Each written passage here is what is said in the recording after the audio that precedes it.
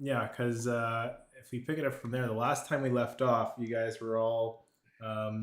Okay, so you went to Rothold, was the destination of choice, getting off the island. Excuse me, getting off the island, and Hmm. you guys got to an inn to look up some information, trying to chase down um, a gentleman by the name of Ikathon. Um, you get to a bar. A lot of shenanigans took place. I think Oda wooed the crowd, and then Io controlled the crowd Yep. as you guys were fighting this ghostly apparition. You brought him into the bathroom, I guess, beat the shit out of him, and then he ended up. Yeah. Yeah. It turned.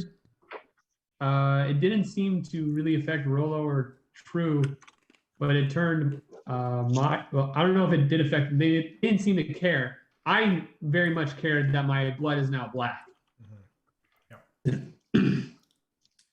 I I guess fortunately stole his book of spells or whatever you want to call it. Mhm. Beforehand, because else would be real screwed. So after that, trying to figure out how you're going to proceed up to, I think it was Incanter's Rest is where you were headed.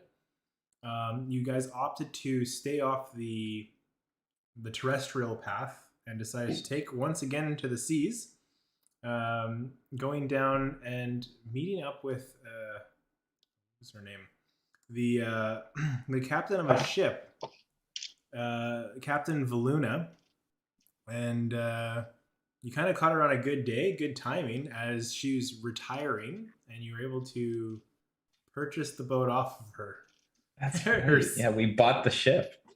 Yeah. Like a fire sale where it was like, pretty much, if you want it, it's yours. Was it not given to us? It was like Pretty a, much. it was like a gold piece that she sold it to you for. Yeah. But You can't give stuff away for free, even if it's $1. You gotta put some skin in the game. yeah. So with that, I think you named it the Kraken Wagon, as you. Oh yeah. The Kraken That's Wagon. only me. As you boarded the ship, just the five of you without a crew, set sail. Oh, I believe you have Spurt with you. I think you recovered Spurt. Yeah, Spurt got killed. Oh, that's And then you brought Spurt back to life. That was the sixth member of the Venture Bros. He was going the to little be your, was that like the little goblin guy? yeah, the little goblin. Yeah. He wasn't very grateful for it, as I recall. He has been grateful for a lot of things. he's offered to be your guide to Incanter's Rest by land. Isn't he like severely maimed or Yes. something? Yes. I think he's like riding backpack like C-3PO on Or Yoda. Oh my god. Yeah. No. So with that, I think we'll jump in there.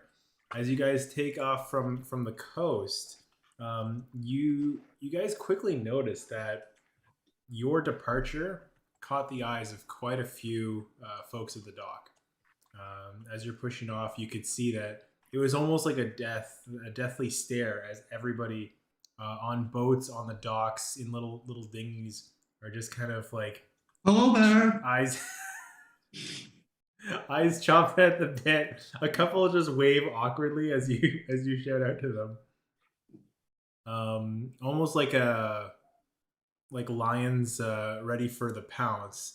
As you guys push off from dock, you start to see behind you ships are slowly sails are rising on the mast and getting ready to set sail as well.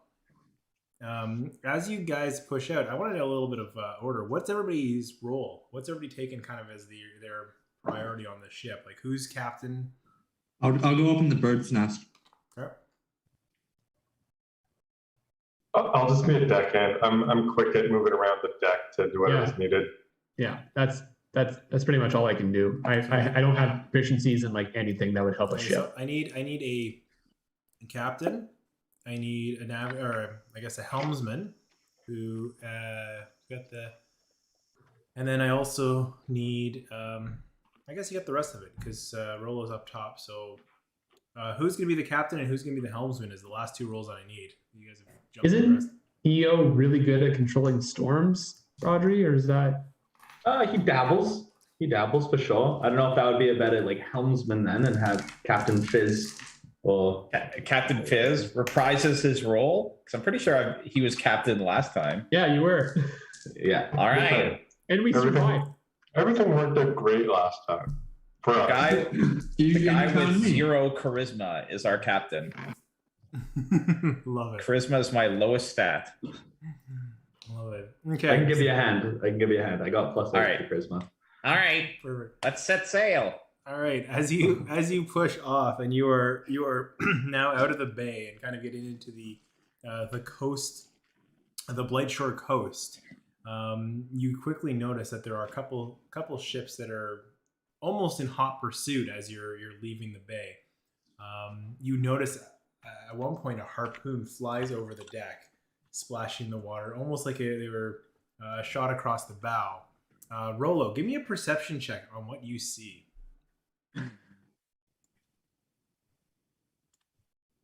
Hunting season, right? Whaling season. Whale season. Perception.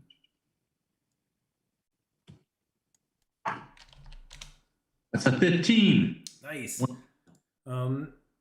You notice the flags that are being raised are fairly interesting in terms of their. I'm trying to think. Would you know this? You would know these to be the revelry flags. They're basically. So there's the Clovis Concord, which I don't know if I explained too much. They're kind of known as the pirates, and then the Revelry is like the subset of the bad boys of the pirates. Oh, So Do they fly like the crimson flag? yeah, kind of like they're No the prisoners? ones that they're the ones that don't take prisoners. For That's the crimson flag, right? Jono Quarter.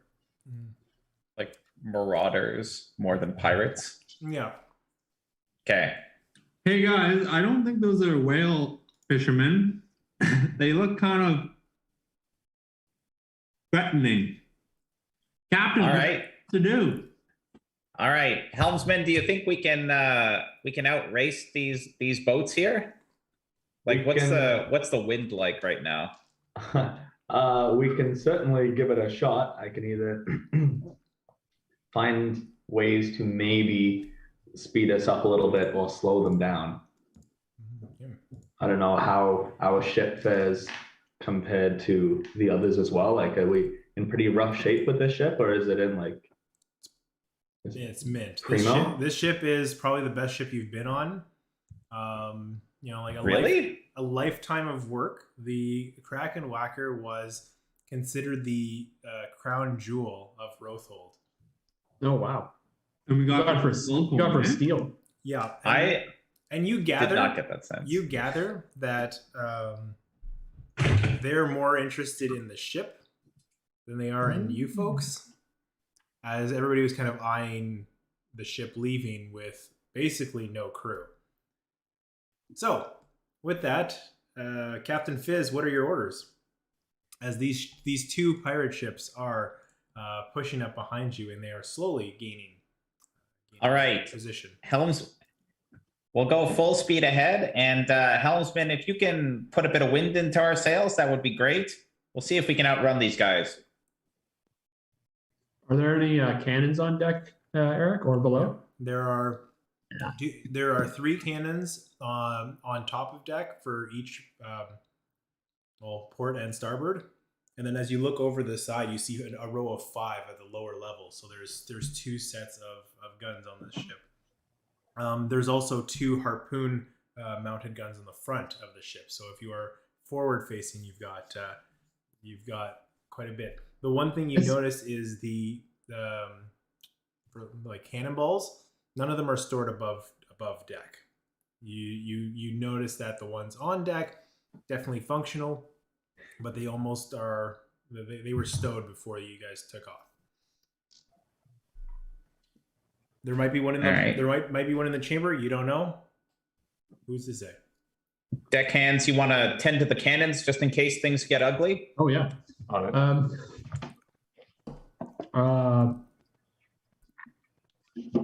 True, if you want to stay up here, I can bring up the cannon, like any cannonballs to you, and I can stay below deck with the rest of the cannons. And if you need any more, I can bring them up. Okay. Yeah. Cool. All right. So as you guys are preparing yourself, getting to your stations, Rolo, you see the ships gaining on you. Io, what did you do to speed up the ship, or did you're saying you're going to try something? I'd like to know what that is. Yeah, so I think first of all, I will use the like the headwinds feature or like trait to cast Gust of Wind. I can only do it for up to like a minute, but it's just going to be like continuous strong wind for that time. And then in addition to that, I'd like to use the Storm Guide ability. It's usually just about like subtly control the weather around you. So if there's any kind of wind or anything, I'm just going to be directing it into the sails. What I'd say is that does give you a little bit of a boost, at least for the short time being, as you aren't kind of straight on with the wind, and you're kind of getting a side wind that kind of controls it and pushes it behind you to push the ship forward. What I would say is that'll keep you even pacing. The ships behind you are gaining. This will kind of even it out so that they're more or less keeping pace at this point. As another arrow or another harpoon flies towards you, this time kind of landing to the side. You're kind of at the edge of their range for now. But that's only going to last for a minute. What's your next course of action, crew? All right, I've got maybe something else. Well, so there are 2 ships after us, and how are they like right behind us, basically? Well, or they're about 300 feet behind you. they're 300 feet. Yeah. Okay. They are right at the edge of their range for firing their weapons. Okay, they're 300 feet behind us. And how far, are they close together, far apart? They're relatively close. I'd say maybe 50 feet apart. It's varying as they travel, but they're trying to keep roughly equidistant from each other of 50, 60 feet. What are you thinking? All right. So I could fire with the Eldritch Cannon at one of these, but I've only got one shot. An incredibly powerful shot, but still only one of them.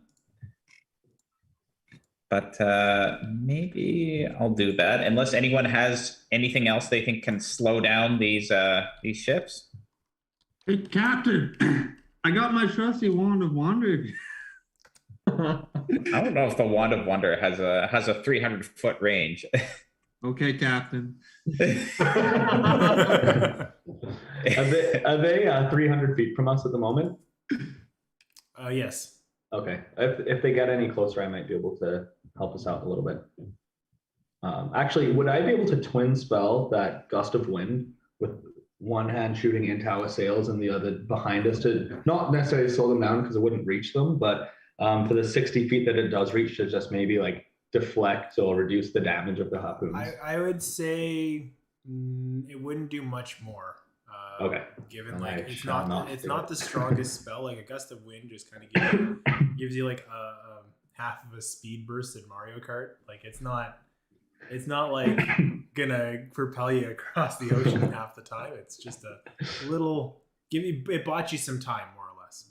Fair enough. All right, you know what? I am gonna use the arcane cannon. Okay. Just to go after one of these ships, because I can only hit one of them. Okay, so which option are you using? So, actually, do the ships look like they're made out of wood? Yeah. All right, then I'm using the fire jet on one of them. Okay. So, basically, I'm gonna orient the arcane cannon so it's facing out the back of the ship, and it's gonna discharge fire in a line 300 feet long and 5 feet wide. Each creature in the area must make a DC 15 dexterity saving throw. Okay. Well, the ship itself isn't gonna do it. It can't really move out of the way. Yeah. The crew themselves see this line of flames flying towards them, and they batten down to protect themselves, but the ship takes the full brunt of that blast.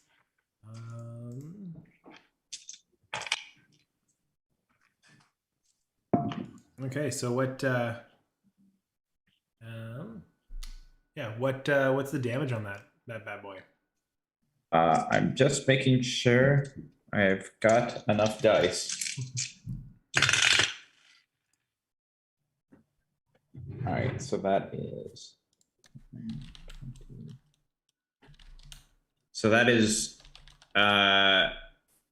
27. Wait, yeah, 27 fire damage. Okay.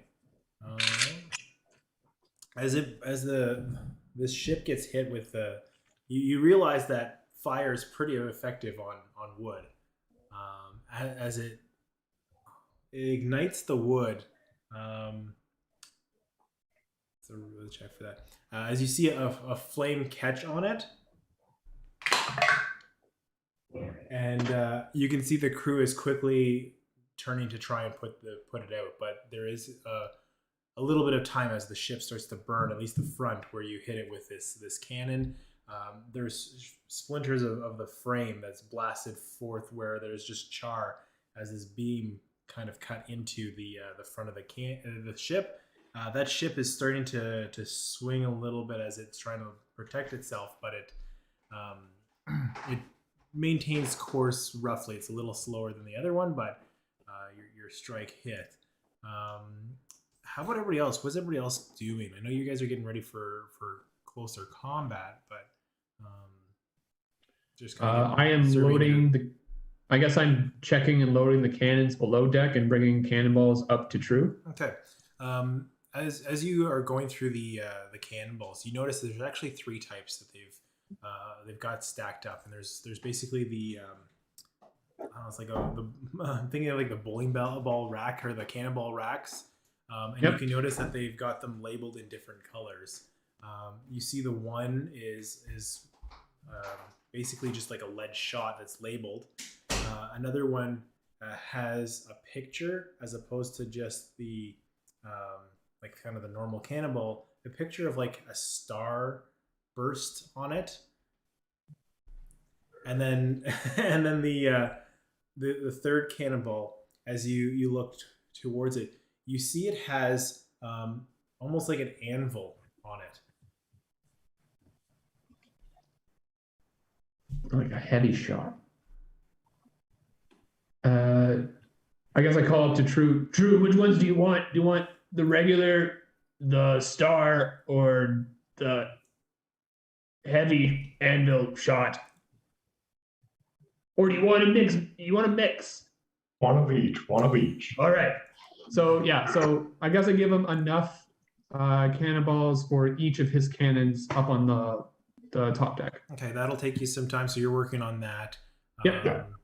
And then obviously I'll try to help. Okay, you're helping out with that. Yeah.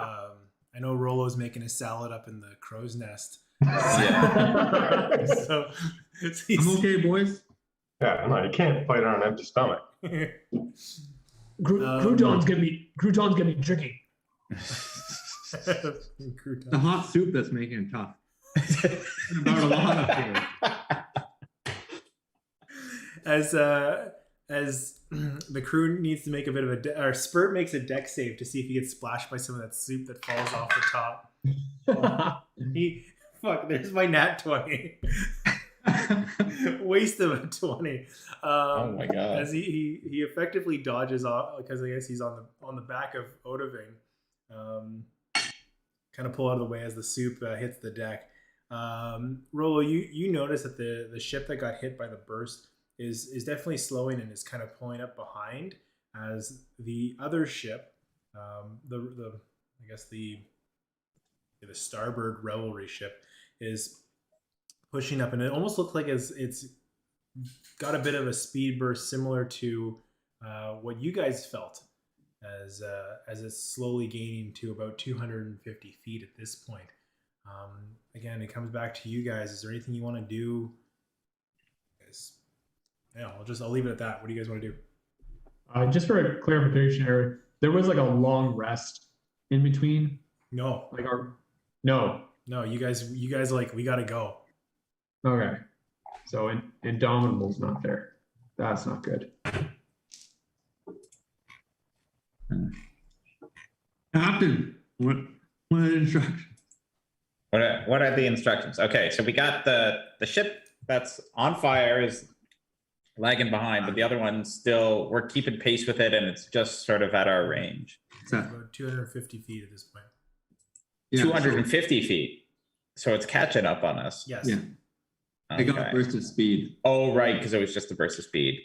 All right. Deckhands, you want to do a test shot to see what the range is on these cannons? Sure. I'm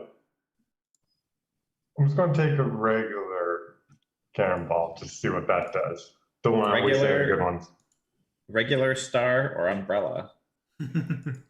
just a regular shot. Okay, so as you realize you are being chased and the cannons are at the side. So if you're gonna fire them, you're gonna have to you are gonna have to turn the ship a little bit to get that. Like, are we just testing range? I figure we're just like if you're just firing off the side, yeah, like that's just to see what the range is, or do we like? It's either that, or is it possible to try to move one of these cannons to shoot backwards, like off the back of the boat? I'll say that'll take up this turn. If you want to move the cannon, it'll take both of you to move a cannon to the back. Yeah, I think we don't want to. Yeah, do you want to do that? Well, I guess it's up to Captain Fades. Yeah, I mean, I don't think we want to get ganged up on having two ships like right next to us. I think we'll keep trying to have the distance advantage on them and just pelt them as we go. All right. Yeah, let's do that. All right, me and Drew will move one of the cannons on the top deck to the back. Okay, you're working on that. EO, what are you doing this round? If I may, I don't know if this will make a difference, but I'll use my braces to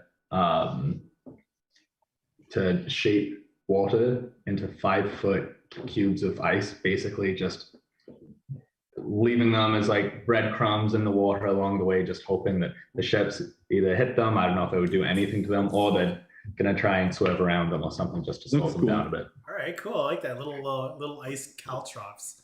Yeah, exactly. Nice. These little, like, I guess 5 foot. That's pretty big. Those are fairly sizable. Okay.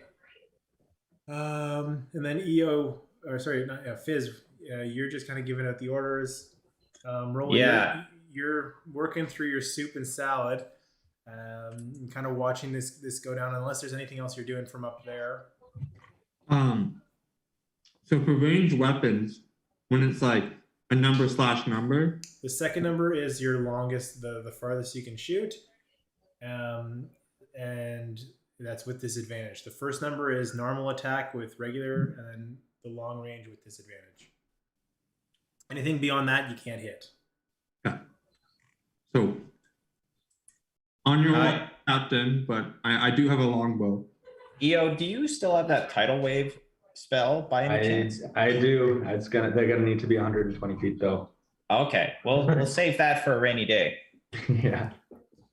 All right. Okay. So with that, you see the ice caves going down. They are going to maintain their course, and they're gonna use their whatever they're using to give themselves another speed burst as they push in kind of to the 200 foot range. The other ship kind of keeping pace behind them, about 25 feet back. The one that was on fire, you can see that the fire has been put out at this point. So any ongoing damage is now stopped. Your cannon is set up in the back at this point. They're closing in. What are you guys doing? All right. Do we want to What's the distance? shoot the now? cannon first? 200. Yeah. 200.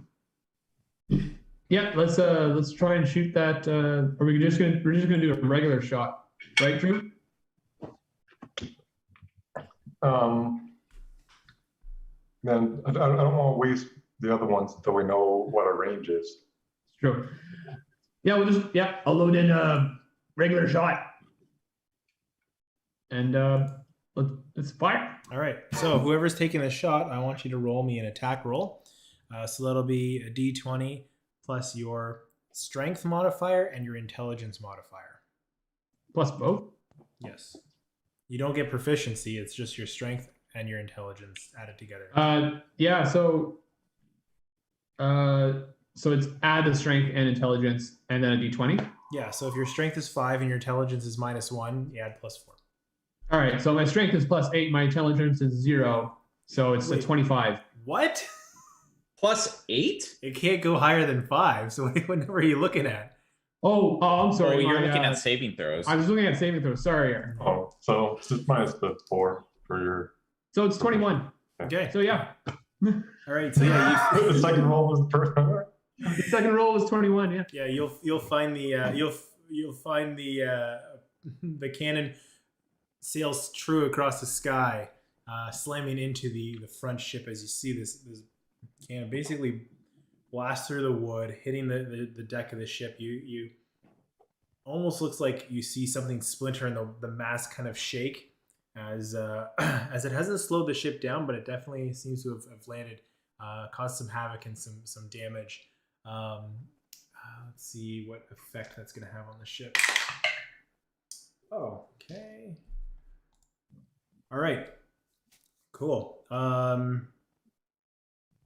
Anything else from the rest of you guys as you guys have fired off? Hmm. Again, Captain, I got my longbow, but likely I'm not going to hear anything.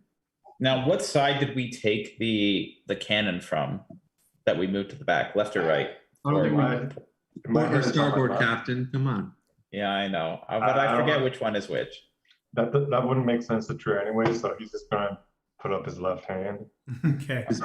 Okay, so our starboard side is stronger. So if we turn to face them, we want to make sure that it's the starboard side. Okay. What point of attack? What sail? And how? What sail are we on? What point of sail are we on? Are we No. bother with that? That's the captain. That's the captain to decide. Fucking winging What? it. What point of sail? You've got a half elf blowing wind into your sails. I don't know what else. Like, are we in a close reach, broad reach, run? I don't know. You tell me, Rolo. I don't know, Rolo. Maybe you should have been the captain. Yeah, Mr. Crow's Nest. Mr. Nautical Terms. I had to finish my soup. I can't hear you over this. It better be a damn good soup. Yeah. I Okay. was thinking of more like the actual physics of it, but Hmm. let's ignore physics. I have two questions. What would be the appropriate point of sail for what seems to be described in terms of this action, where they're a chase? Yeah, like easiest one would be like, let's just say we're on a beam reach. So you're perpendicular to the wind. Okay.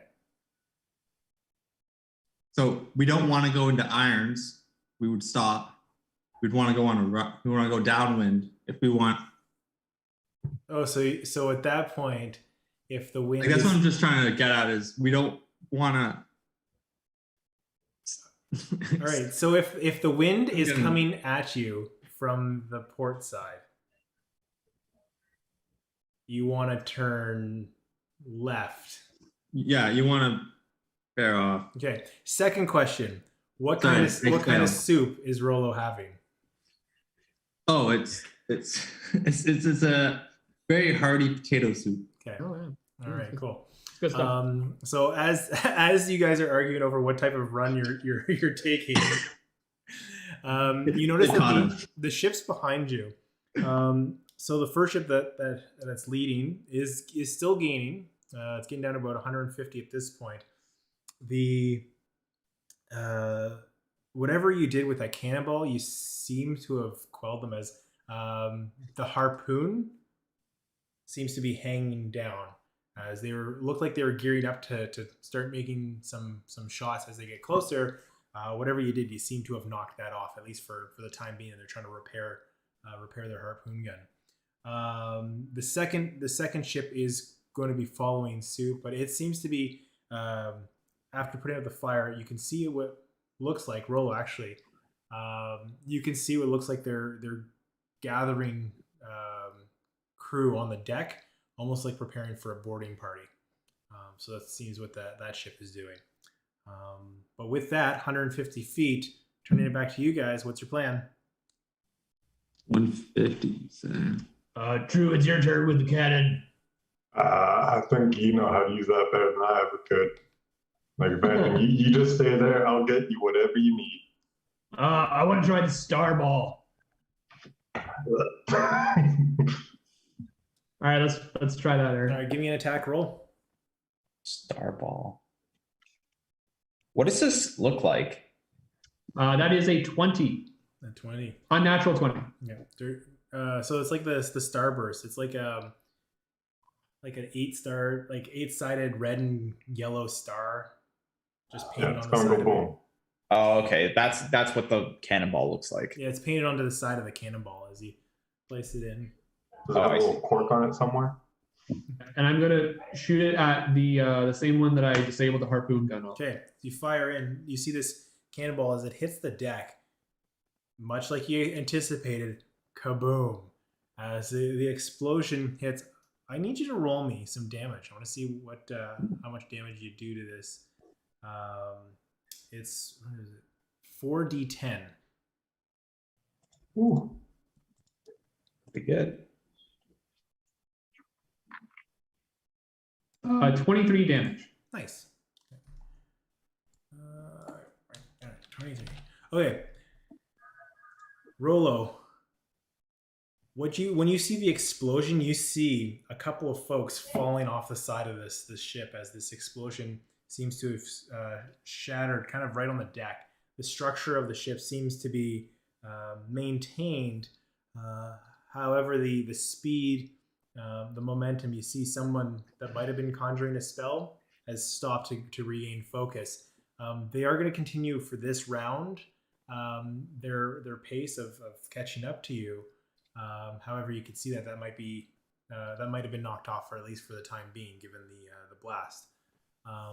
That'll actually give the other ship the opportunity to kind of pull alongside again. EO and Fizz, you guys doing anything else? You gather they'll be within 100 feet after the end of this round. So Fizz is going to cast a wind wall in front of one of the ships. Interesting. All right. To try and disrupt the wind of the sails and slow the ship down a bit more. I like that a lot. And then EO, what are you doing? So question for you, with a spell that asks you to like pick a point within like a certain distance. Yep. If you were to pick the point on a ship, presumably it wouldn't move with the ship, right? Like it would just be like a space and then the ship would just be moving through it, or could it be like theoretically traveling on it? I think I would rule it based on what seems more appropriate. Typically, I've left that point in space fixed. So if the ship moves through it, it'll move through it. Okay. But I wouldn't necessarily be able to. Okay, in that case, then I think I'm just gonna keep on shaping water for the time being. If they're not within that 120 feet yet. Yeah. The thing with your shaping water is you're throwing them down. They haven't got there yet. Like they're floating out behind. They're starting to proceed as they hit the wind wall. They'll start to meet these ice cubes as well, or these icebergs. Perfect. Yeah, I'll just keep on going with that then. Okay, so that's where as they pull into 100 feet, they start to feel the effects of the wind wall. Can you describe that spell for me, or maybe I can look it up here? I'm not familiar with wind wall as a spell. Yeah, neither am I, which is why I was like, well, this seems moderately useful. I think the wind actually goes upwards. So I was hoping that I could get it to blow in the opposite direction, but I don't think I can. I think it all flies upwards. When the wall appears, each creature within its area must make a strength saving throw. A creature takes 3d8 bludgeoning damage on a failed save, or half as much on a successful one. Yeah. Okay. Cool. All right. And small projectiles that try and go through it automatically miss. Yeah. So as you see these ships start to push through, as they start to push through the wind wall, you gather that the heft of these ships are pretty heavy. That the wind would need to be blowing pretty hard to knock it off of its course. But you could tell that it's taking a bit of a brunt of damage as the wind does start to rip some of the loose boards that are free. Some of the crew starts to fly off as the wind hits them that they weren't prepared for. If you can roll me that damage, please, I'll add that to the ongoing health of these ships. But the wind wall slows them down quite a bit, but doesn't do anything more than just bring them to a relative halt. That's going to give you the opportunity to kind of gain some ground at this point. All right, that's 18 bludgeoning damage. Cool. Okay. So at this point, while they do get to that 100-point range, by the end of next round, you guys will probably gain another 50 feet at a minimum. So turning that over to you guys, what do you like to do? We're at 150. You will be by the end of this round. So I'll give you that kind of, you can kind of choose at the start. If you want to be within 100, go for it. If you want to wait till 150, that works too. This very specifically matters. It's your choice. Wand of Wonder has a 120 range. So at any point you want, you can fire it off. Closest being 100, furthest being 100. Captain, hurry up, make the decision before I lose range. Fine. Fine, you can use the Wand of Wonder. So with the captain letting me use the Wand of Wonder. Yep. I will use my Wand of. Okay. So I think is it you or me that rolls? I thought it was I who rolls 100 and then. Yeah, you roll it.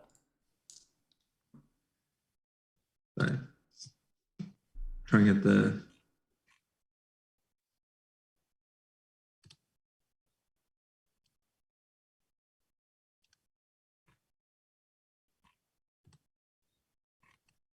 So what did you roll as you pull the wand up? In your gleeful excitement, your soup bowl falls from the crow's nest, and you fire off this spell. This burst of energy erupts from the wand. What did you roll?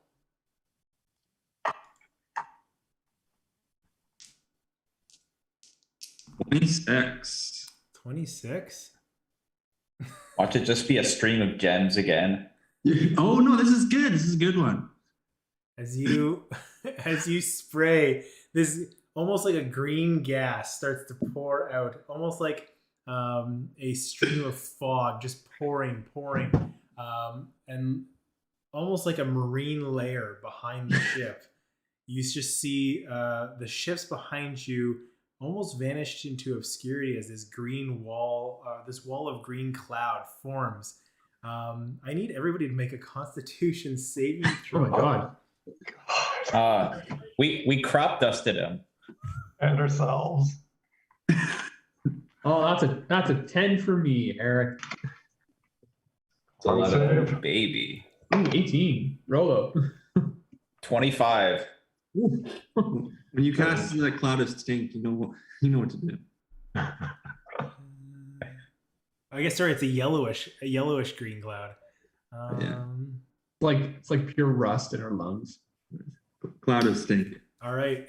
So, yeah, it's essentially you get this very caustic, eggy odor on the air as this stinking cloud pours out from the back of this ship. Who rolled lower than 12? You guys are retching and reeling at the odor as you are overwhelmed by the disgusting smell that's come out of the crow's nest. Likewise, you get a sense that from what you can see, or not, I guess you couldn't see too much, but you can hear coughing on the wind as you pour this out. You start to hear the which you'd sound seems to be the ice hitting the ship. So unfortunately, for those that are retching and reeling, you won't be able to do anything this round. So order of operations. True, shoot the heavy shot. All right, Odin. You doing okay down there, though? I'm No. assuming you're on the ground. Oh, God. retching. Oh my God, no. It's unreal. Question: Are either of you two, Eo and Odaving, are either of you immune to poison? No. No. Okay, then yeah, you're retching and reeling. Oh, yeah. Sorry, guys. It's all good. What's your shot there, True?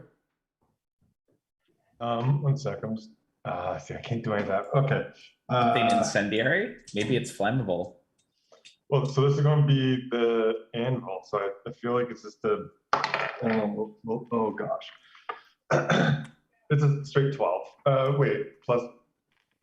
Yes, straight 12. I got +0 for both strength and intelligence. So it's a flat roll for me. Love it. So you fire the shot off, and you see the cannonball as it cuts through the stink.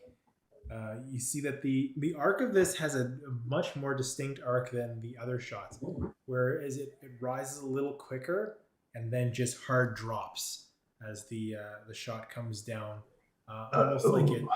almost like it has like you said, a heavier shot that it anchors the ball down when it hits its target, but it unfortunately doesn't hit the other ships as you hear the big splash in the water behind you. All right, unexpected. Good to know. All right. What are you doing? Okay, so the ship is now 150 feet away from us. This is still the same round, so between 100 and 150. By the end of the round, it'll be 150. Okay. In that case, I am going to cast a fireball at the closest ship. All right. Okay, so I need to each. Okay, so I don't make any attack rolls for that. It just needs to be a dex saving throw for 20-foot radius. Here's what I want to do. As you fire this ball of fire,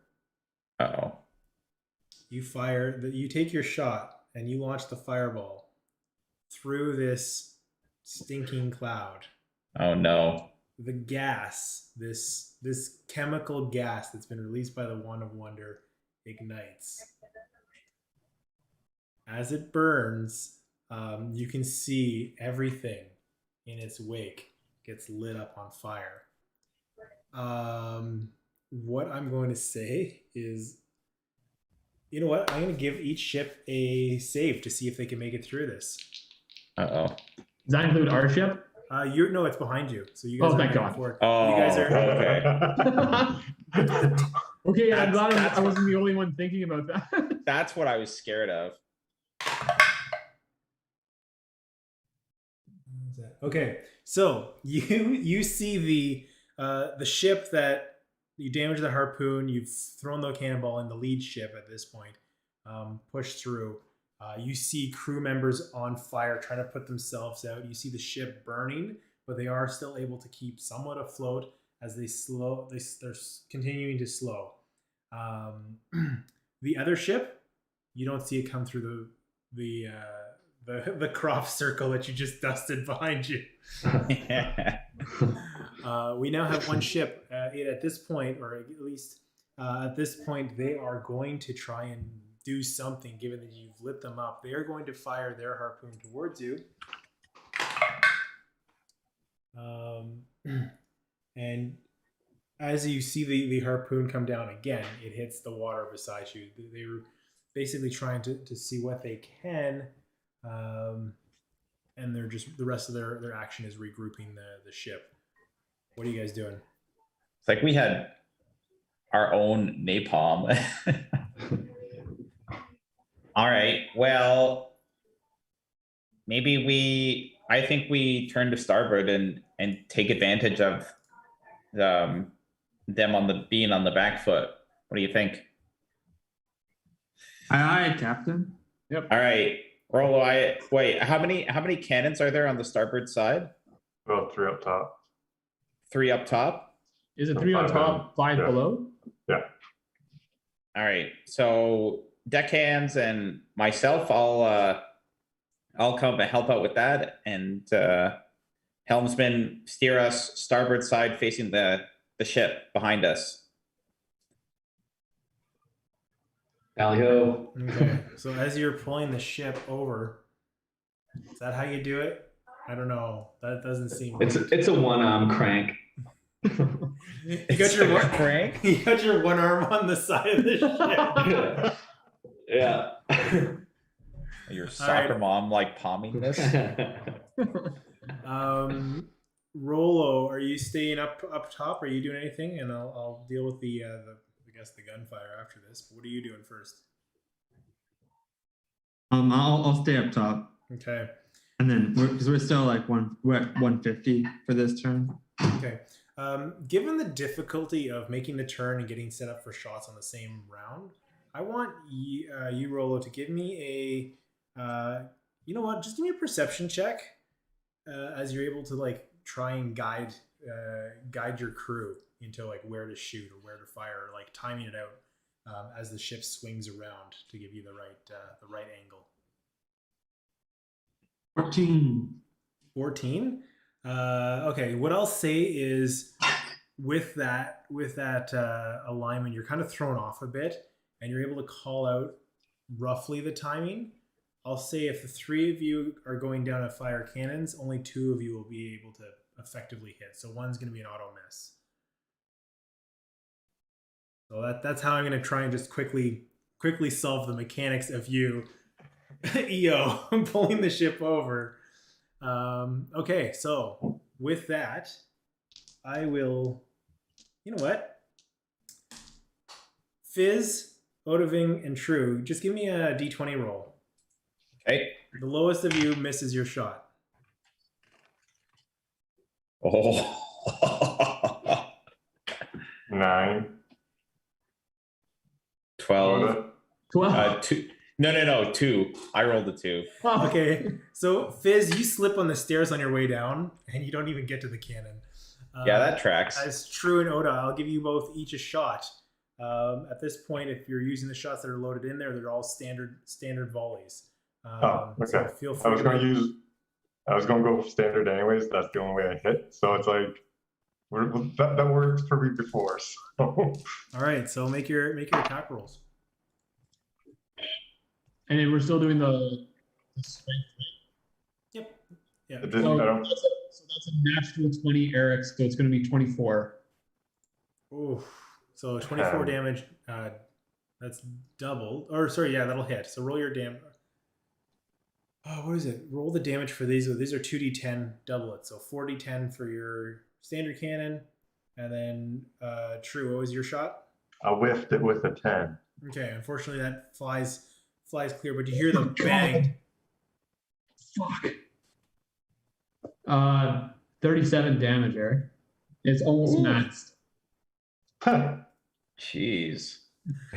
How do you want to do this? I imagine it's like this cannon shot that I fired was like a railgun, and it just fucking obliterates the ship. Yeah, I rolled a 9, a 10, a 9, and a 9. Wow. As you fire this shot, you see it hit the side of the ship, kind of as you're looking through the porthole where the cannon's reaching out. You can almost see through the black haze and the burnt away, I guess, toxic Rollo fart as you see the cannonball impact into the side, punching through, and you start to see the mast start to fall as it cranks over. And you can start to see crew members voluntarily hopping over as the ship's starting to lower on the sea. With that, I'm going to say you are no longer being chased by the revelry. There's a lot of crew in the water as you guys are making your, I guess your, whether it's escape or continued voyage. What would you guys like to do? I mean, I'm happy to just get out of here. No sense sticking around. Just, I kind of want to help, but whenever we've done the right thing recently, it's backfired. So I feel like, I think the kindest thing our group can do is just not attack them anymore. So I feel like trying to help them will just end up with more destruction in some way. I feel like we turn around and go and try and help them, we'll run some over. Yeah. You see a couple clinging to some of the icebergs that have been laid out. We already helped out. Yeah, it'll last an hour. I'm very glad that you said not to attack them, because it would not be on, on character or like on brand, but very tempted to hurl a lightning bolt, like a 6th level one, right into the water, and I'm not going to do that. So I mean, put a bunch of them to sleep while they're floating there, but I'm not going to do that. God. It's okay. I mean, we got to stick to our alignment somewhat. We should. Chaotic neutral. Where it's like, oh man, why wouldn't you do that? That sounds awesome. So cool. Calm down, Spurd. Well, Spurd, look what we did when we tried to do the right thing with you. Yeah, well, thanks a lot for that. You're welcome. All right, helmsman, full speed ahead. Okay. As you proceed into a full run, I love that. You know what? I'm gonna get Fizz as the captain to give me a D20 roll. 14. 14. Okay. All right. So as you guys are proceeding, the rest of the day is relatively calm, and that's in perspective to the Blight Shore. You are swaying quite a bit as the sea is pretty restless in this spot. It's kind of on the verge of storms. EO, you'd know this as being, kind of like it's probably didn't get the full energy into the sky, and it's kind of muddled out, but it's still kind of like that weak rain, some heavy winds, just not enough to cause a torrential storm that you could create yourself at a whim, but it's definitely not pleasant out. As you're working up the shore, you're kind of keeping that to your port side. The sky is fairly dark as the clouds that are trying to kind of come to full power in storming along the coast definitely are blotting out this sun for the rest of the day as the sky gets darker with the approaching night. Rolo, give me a perception check as you're the crow's nest.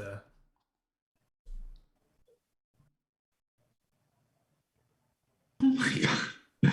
13. This is all in garbage. 13.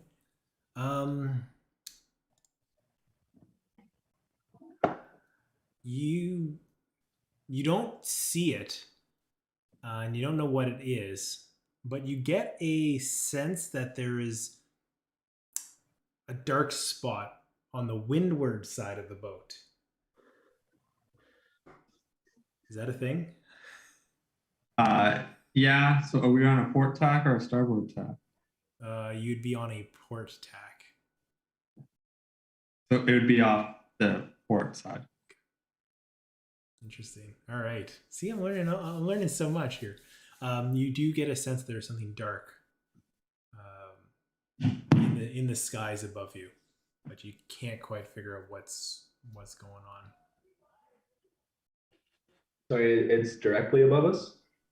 He's not able to pick that up. He just kind of at the corner of his eye looks over and that dark spot disappears. It's coming around. You start to hear the crashing of waves against the side of your ship. You can hear the chirping of birds off the coast. Proceeding on. You guys doing anything? Hey, Rolo, do you need a hand up there? Do you want a second set of eyes, maybe? Sure, come on up. Cool. All right, so I'll go. I have no more soup though. Damn it. All right. Well, in the meantime, I'll use elevated sight. So basically, it's going to cast my eyes upward 120 feet and give me like a 360-degree kind of vision. And I'm just gonna. It basically makes me blind in like the crow's nest there, but yeah, hopefully I can see something from up top. Okay, so as you climb up and you cast elevated sight, your vision flies up, and you kind of are sitting basically motionless next to Rolo. You see from your actually no, give me a perception check. I'll give you that. Give me a perception check. All right. I think that's the worst part is that. Hmm? Like, I should be really good at this role. As being Just too focused on soup. Yeah. That was a 9. However, I think I have something that will let me re-roll that. Magical guidance. Yes, I'm gonna use magical guidance to re-roll, and 13. 13. no better. Okay. Did you So also see the black spot? kind of. What you see. I'm trying to think of how I want to do this. Okay. Rolo and I guess Io, since you now are both in the crow's nest, each roll me a d20. Just a straight d20. Ooh, it's a 1, baby. I think you're. How'd you do, Rolo? 10. All right, yeah, so Rolo. As you see Io kind of go blind and his vision go up, you're kind of watching out, looking around, and then you look back at Rolo, or sorry, you look back at Io. Io, you looking down towards the ship, you see this dark spot fly over the ship. As it does, Rolo, you see Io getting grabbed by a couple of talons as he's yanked off the top of the crow's nest. I'm going to say with that one, yeah, you are snatched off the top of the deck. Your vision gone blind. You kind of awaken in this claws, and you start to feel the pressure around you of these large talons. This giant bird, maybe the size of the ship, basically picked its prey off the top, seemingly very comfortable with how to get prey from these vessels in the ocean. I'm going to, you know what, instead of doing initiative, let's see how you guys want to address this, and then if it gets to that point, I'll do it. So with that, what do you guys want to do? You see this giant bird snatch Io off the top of the deck. What do you do? My first thought would be to use the harpoon guns on the bird. Yeah. My thought is to use my wreath of prism, but I don't think it has that range. Does it? I don't know. I'm gonna figure that out. Okay, so who's doing what? I'm gonna try and. Oh, sorry. Go for it. No. Go ahead, Matt. All right. Fizz is gonna try to cast. Actually, I don't know if this is gonna work. He's gonna try and cast webs, the web spell, just at the bird to try and like entangle it and slow it down from flying away, because he's mostly worried about like it picking up EO and sending him like way up into the air. Okay. I don't know if it'll work though. All right. Make a spell range 20-foot cube, 60 feet. Yeah, if you can react. Take that. It makes a dex save. All right. Yeah. You launch this web, and you just see this big web hit this bird. Io, you're getting wrapped up into this web too, as it's kind of just enveloping this whole creature.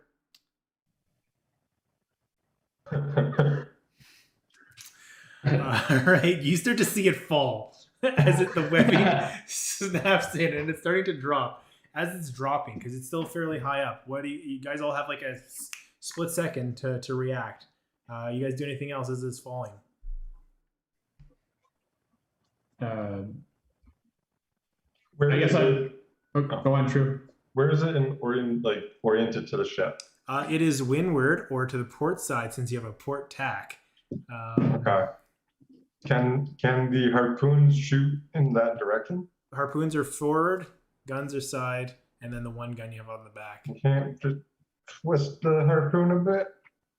Okay, fair enough. Your helmsman is in the claws of this bird. Yeah. Okay, so I'm going to go to the helm and try to, Okay, Like- so that'll be your turn. Is getting to the Yeah. helm and starting to turn the ship. yeah, Okay. trying to assist with the harpoons if we Cool. plan to do it. All right. Cut me off if anybody else wants to do anything, including you, Io. Yeah, I am going to turn myself into a good old storm avatar at this point while I'm falling. All right. Okay. Yeah. As you're turning yourself into a storm avatar, Odovin, what are you doing? I guess I'm prepping a harpoon gun. Okay. Loading it up, getting ready, setting your aim. Rolo. I'm just gonna worry that I'm gonna hit EO. I need to attack it. I'm just gonna be on standby with my Wreath of Prism, attuned. Okay. All right. So as this bird is dropping, it's going to feel the energy surging in its claws as EO is turning into his avatar form. It's going to try and crush that sensation and just try and crush you in its talons as it's just gripping, bracing itself for the impact and trying to basically stop whatever's happening at its feet. Kind of this natural reaction from the bird. It's going to make an attack roll against you. It's a 24 to hit. Yeah, that'll do it. Okay, so you are going to take 28 points of damage as you get crushed, and you are technically restrained by this creature. Yeah, and that'll be its turn as it hits the water. It hits the water. It is starting to panic as it's itself is restrained, but seems to be kind of at the top of the water. It doesn't seem to be sinking. With that, back to you guys. What are you guys doing? Okay, so EO is still restrained as this thing hits the water. Jump in. I'm going to take turn action based on who goes first. So whatever you guys want to do. Yeah, I guess if anyone wants to come in, I'm gonna hop in a lifeboat and make sure EO doesn't drown. Sure, I'm actually. All right, so that's your action. So you Yeah, I'll be by myself. No one's coming. You Hop slide, in. I thought Fizz was coming. you slide down No. a rope so dramatically that it releases the lifeboat as you're coming down. It flips. It does like that 150 barrel or 180 barrel roll onto the water, and you land in it as you hit the water. It's pretty stylish. That's what you're trying to do. Give me an acrobatics check. I was not trying to do that. What were you trying to do? What were you trying to do? Matt is trying to routinely get in a lifeboat. Yeah, very safe. 15. 15? I say you do it safely. Okay. Stick the landing. Cool. Okay, who's next? As you see Rolo hopping into this boat. Fizz, I think, is just focused on like trying to take the bird down. So he's just gonna load the rifle off his back and take an aim. Give me an attack roll. Alrighty. They're not hit you. Well, hopefully not. Can I prepare a shield just in case? Yeah, you have your reaction. You can do that. Yeah. Alrighty. That is a 25. That'll hit. Hits. Yep.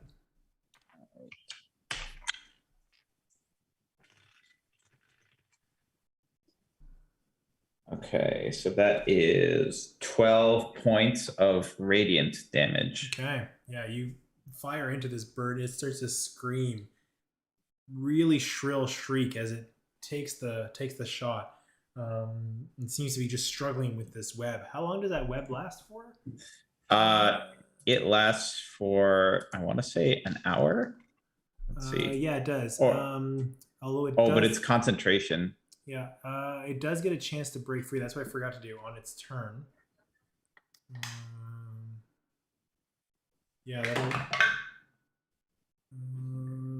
What does it need to break free? What's your spell save? Spell save. Where would I find that again? Just in your spell list, kind of the top. Oh, it's at the.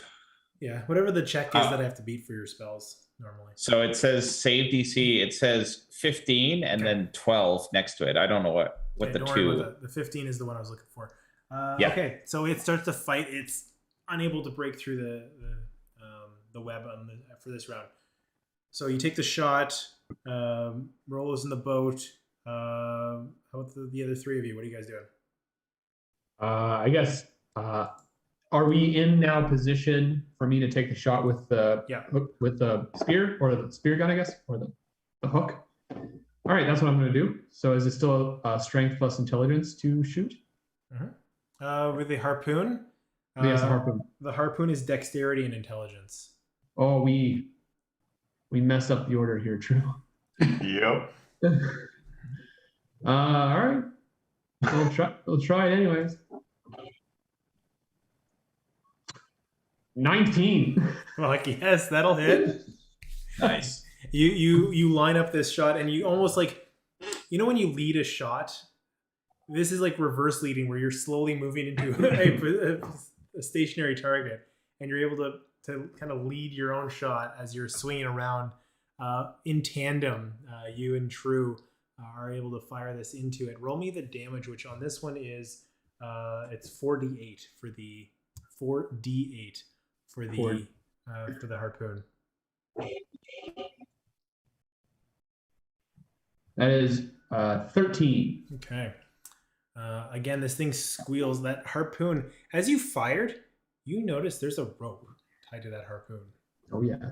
As this thing, is there like a crank? There is a crank, but you can't do it this turn. But there is a crank on it. Okay, True, EO, what are you guys doing? Well, so we're lined up, right? Yeah. I don't know how to hit the brakes on this boat, so I'm just going to do what Drew does best and just run straight for it at danger. I'm going to run, and how far in front of the boat is this bird? Like, is it still like 60, 40 feet, whatever? Yeah, about 30 feet off the side. All right, well, we're just going to YOLO it. I'm going to run and try to let off a spear by hand before I get to the bow, like just before I get there. I'm going to try to get it back and then throw again in midair. Like, I'm going to pretty much jump off and try to get 2 shots off. Okay, make those attack rolls. So no one's skipping at this point. All right. I figure Rolo's fine, but Connor is very, very not cool with this. So I'm going to say the first, they're both at disadvantage because they're out of my short range, to be honest. Yeah, that first one's definitely going to hit. It's like a 24. Okay. And we're just going to say that that's damage. No.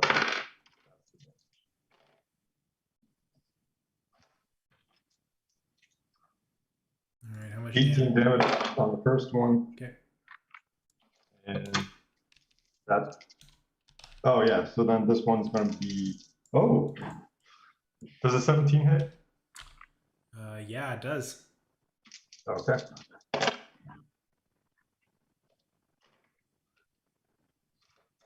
$15 damage. Okay. What a second. All right.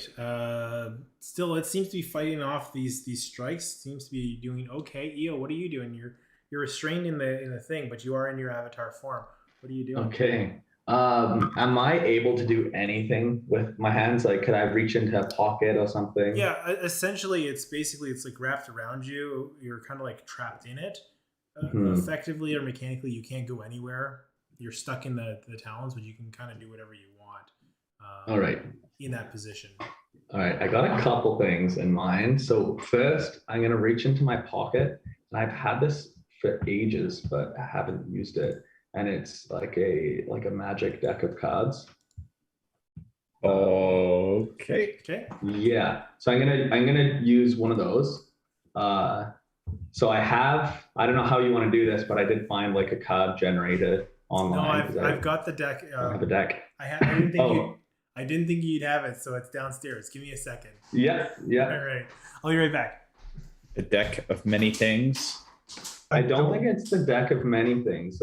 This one, it says magic deck of cards, which I see like magic deck and like the deck of many things and some other ones listed. So I don't know. Yeah, if I this think is the exact one. when we found it, he confirmed it's not the deck of many things, but that's as far as he was going with it. Yeah. Oh, okay.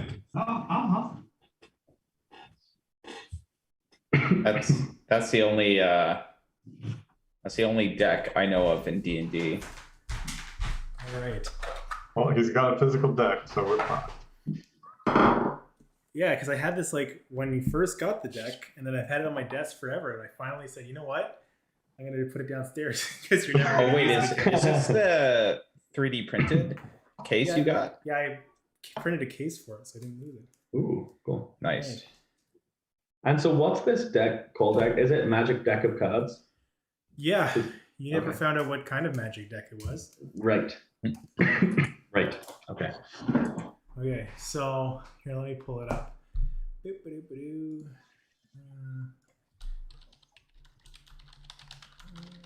Okay, so the way I'm going to run this is tell me when to stop shuffling. Right. Whoop. Stop. Oh, can you pick up whatever you drop? The like top one of whatever you dropped? Okay. Yeah. It's the balance card. Okay. As you draw it. Oh, by the way, you're supposed to tell me how many cards you drew. Did you just pull the one off? I think I did just say the one. Okay. Yeah. Right. Okay, so as you pull this off, weird, interesting. Okay, I'll send you a message. Okay.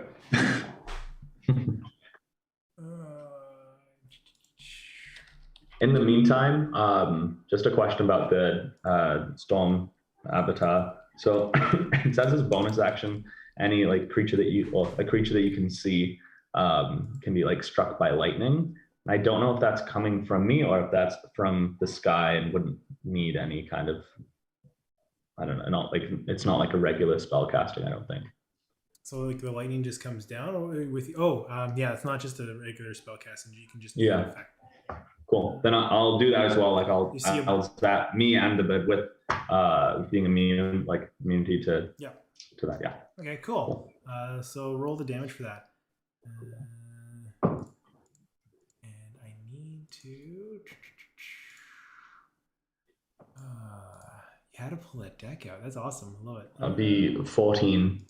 14 damage. Damage, which isn't great considering it was 4d6, but that's pretty good. That's not bad. Yeah, 20, 24. That's better than half, or better than average. Okay, so EO. I gotta just take a look and see some stuff here. Interesting. Ooh. Okay.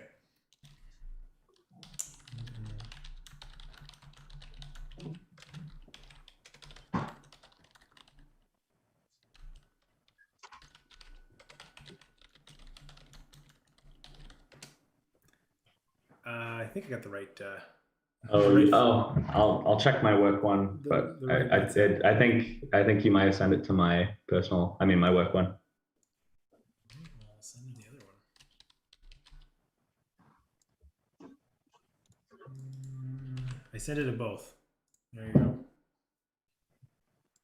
If it came through, that doesn't say it came through. Yeah.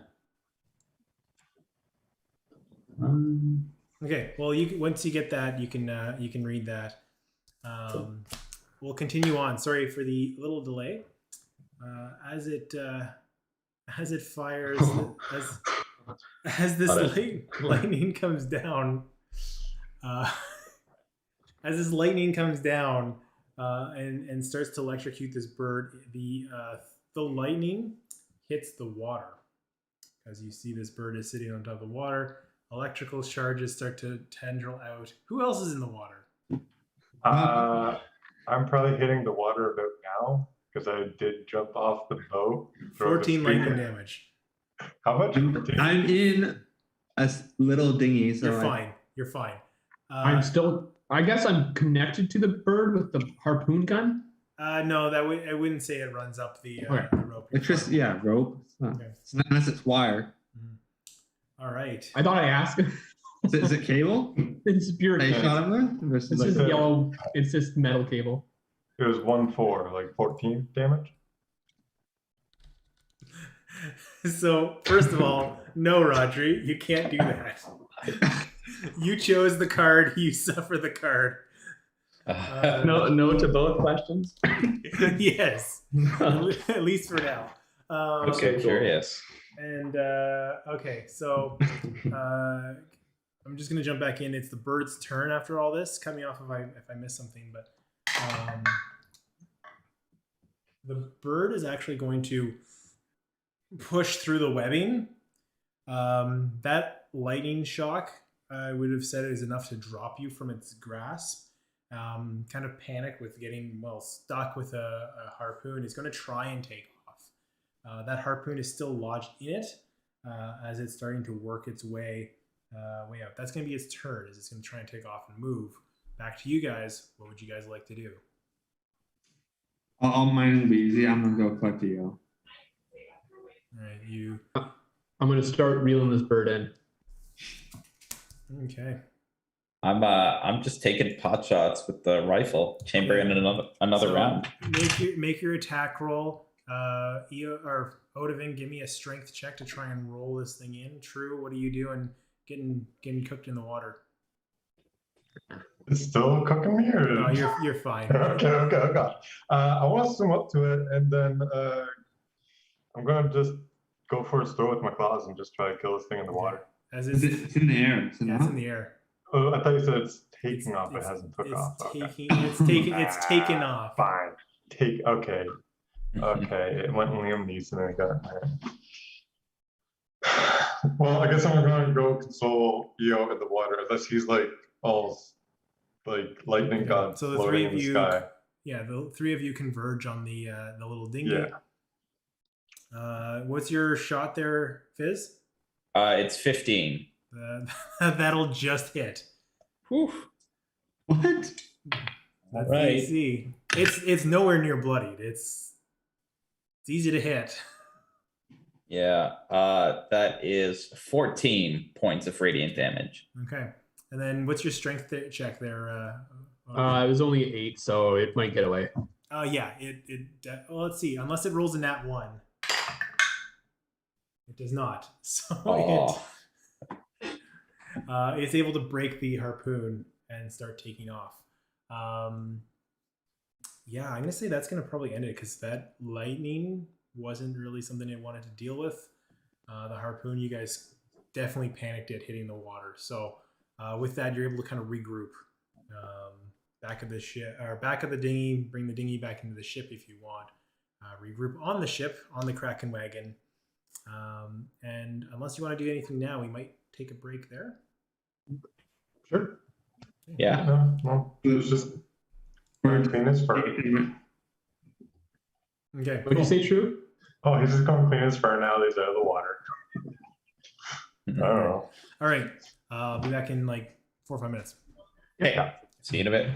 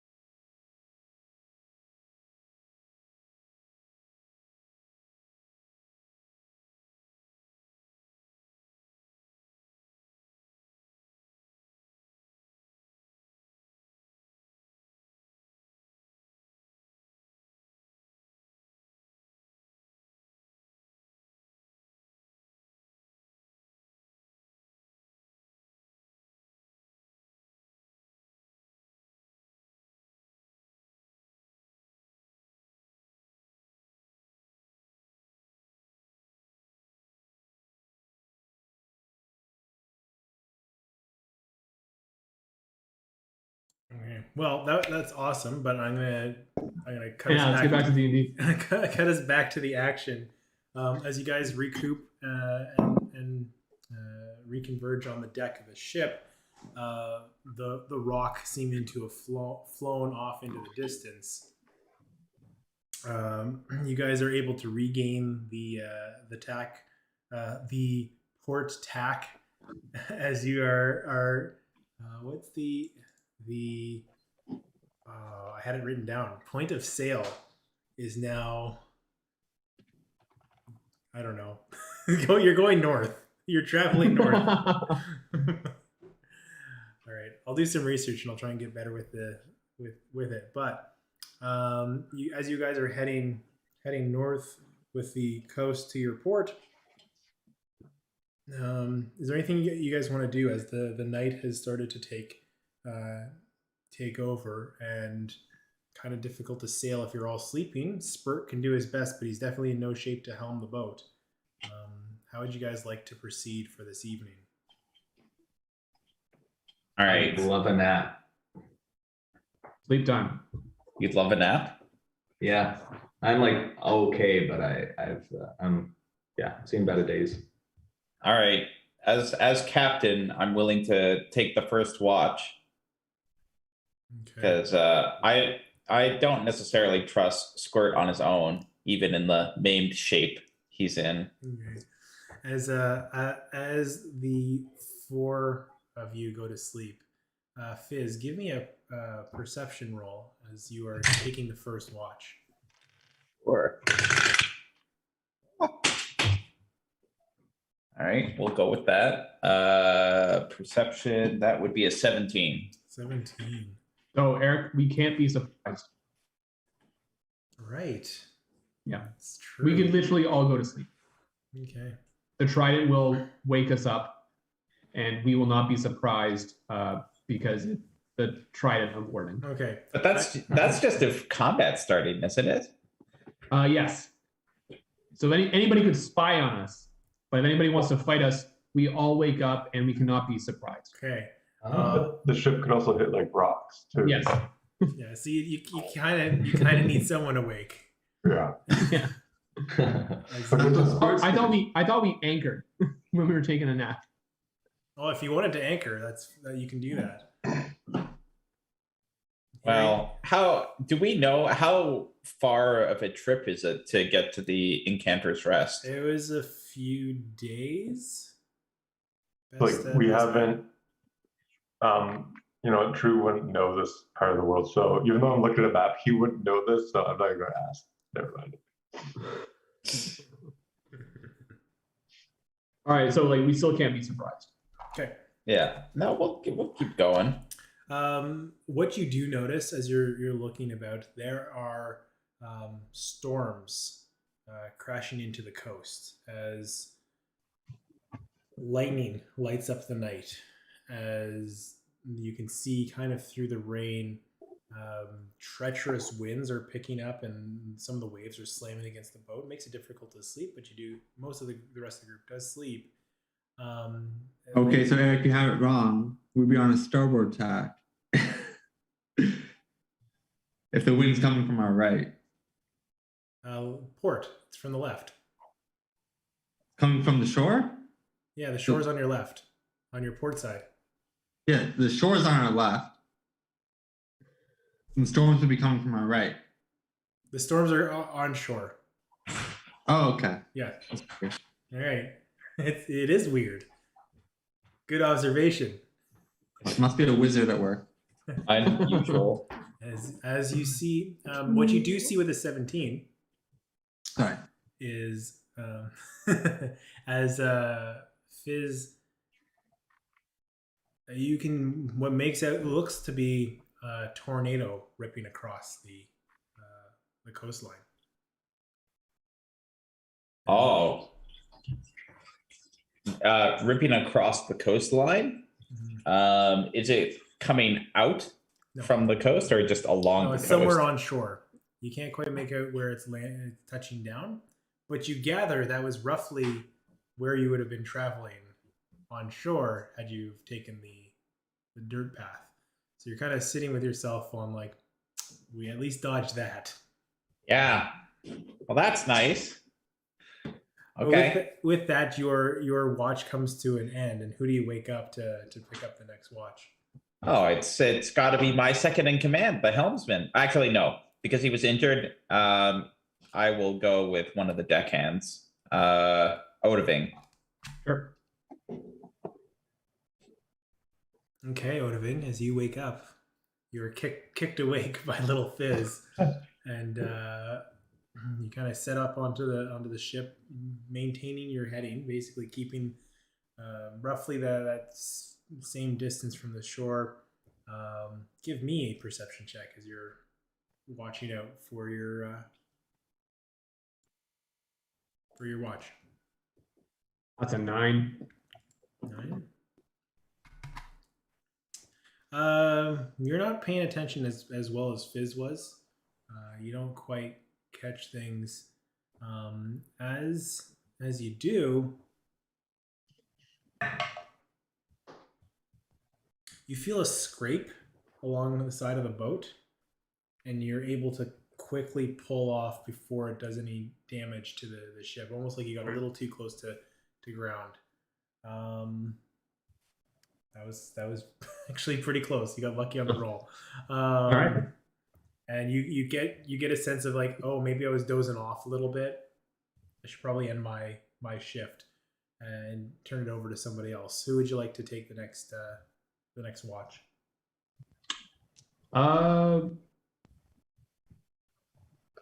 True and Eo, like True got hurt as well, right?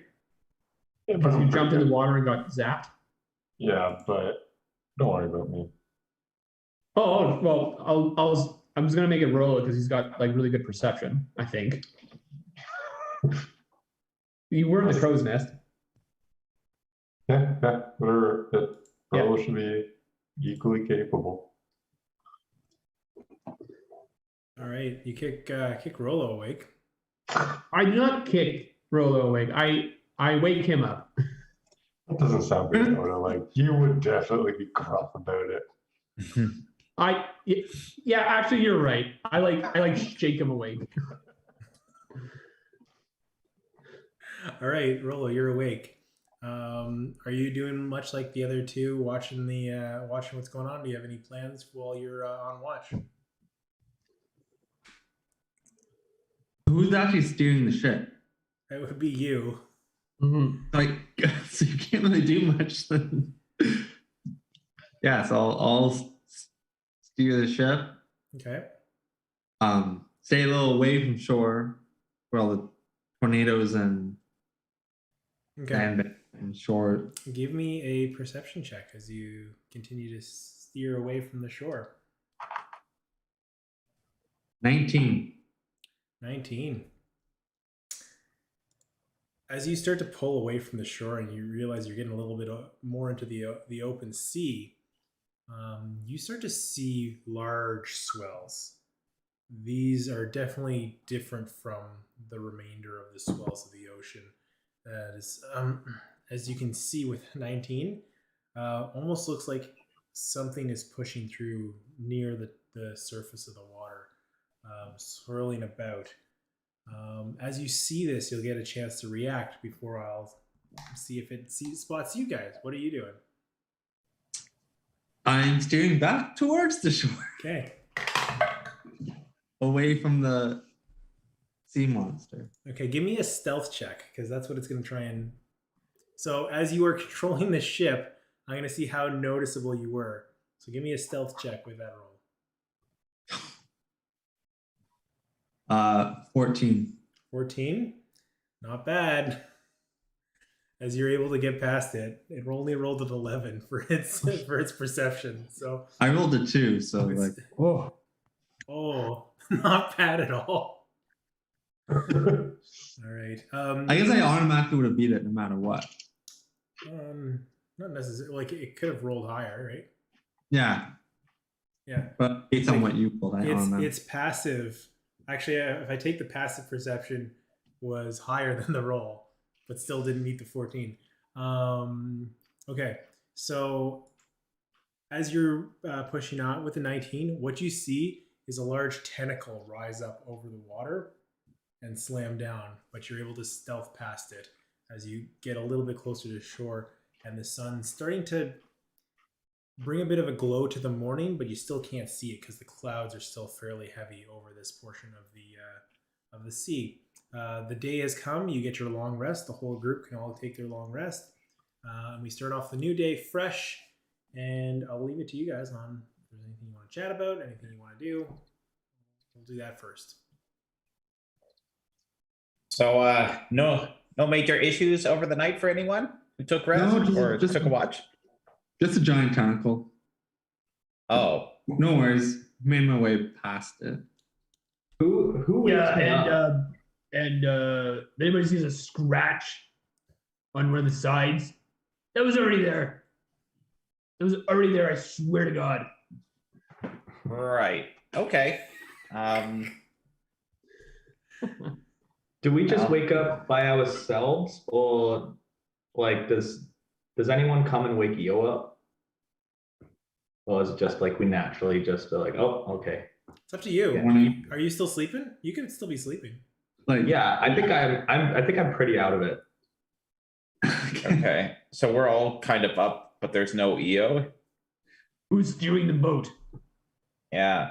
Hey, that'd be how me. you feeling? Me? Yeah, helmsman, how you feeling? All right. So as Fizz approaches me to kind of wake me up, give me a little nudge, maybe. Yeah. I'm jolted awake and grab him by the wrist and accidentally send shocks down his arm with a shocking grasp. Purely as like a knee-jerk reaction. It's only going to be a 9 to hit, so probably won't. That won't beat your armor, but yeah. Okay. So I like throw my arm away as Oh shit, Fizz. Oh, sorry about that. What the hell? You okay? I feel a little funny, but I think that Auric really just spooked me, and I was really out of it. I'm so sorry. Just had a bad dream. That's all. It was a really bad dream. Oh, good buddy. It happens to all of us. You feeling good to helm the boat still? Helm, yeah. All right. Well, we're getting ready to go. All right, let's do it. Okay. All right. Well, with that, you guys, unless you're doing anything else in the morning, prepping for the day on the ship, else chatting with each other. No. I'll have second breakfast. Second breakfast. Second breakfast. All right. Yeah, just taking in the view. If I see any small like tears or anything on the ship, anything that's only like a foot or so long, I'll use mending on like whatever I see. If there's like tattered sails or something. Yeah, I like that. As you could find a couple as you just touch up some of the wear and tear from the last day and the heaviness of the storms in this part of the ocean. Yeah, that works. So you guys are eating your meals. You set up for sailing for the day. I want the captain to give me another roll to see how today goes. D20 roll, please. Is All right. 8. 8. Sorry, I was trying to infuse or use one of my infusions. Okay. Yeah. What's Fizz working on there? What's the mad genius doing in his workshop? Basically, the way I'm going to describe this is you can see he's been sort of like hovering over his rifle with a bunch of like tiny like gears and springs, and you can see he sort of winds something up, and when he pulls the trigger with it empty, you can see that there is now a mechanism that basically like pushes up and loads. So basically his pistol now has a repeating shot.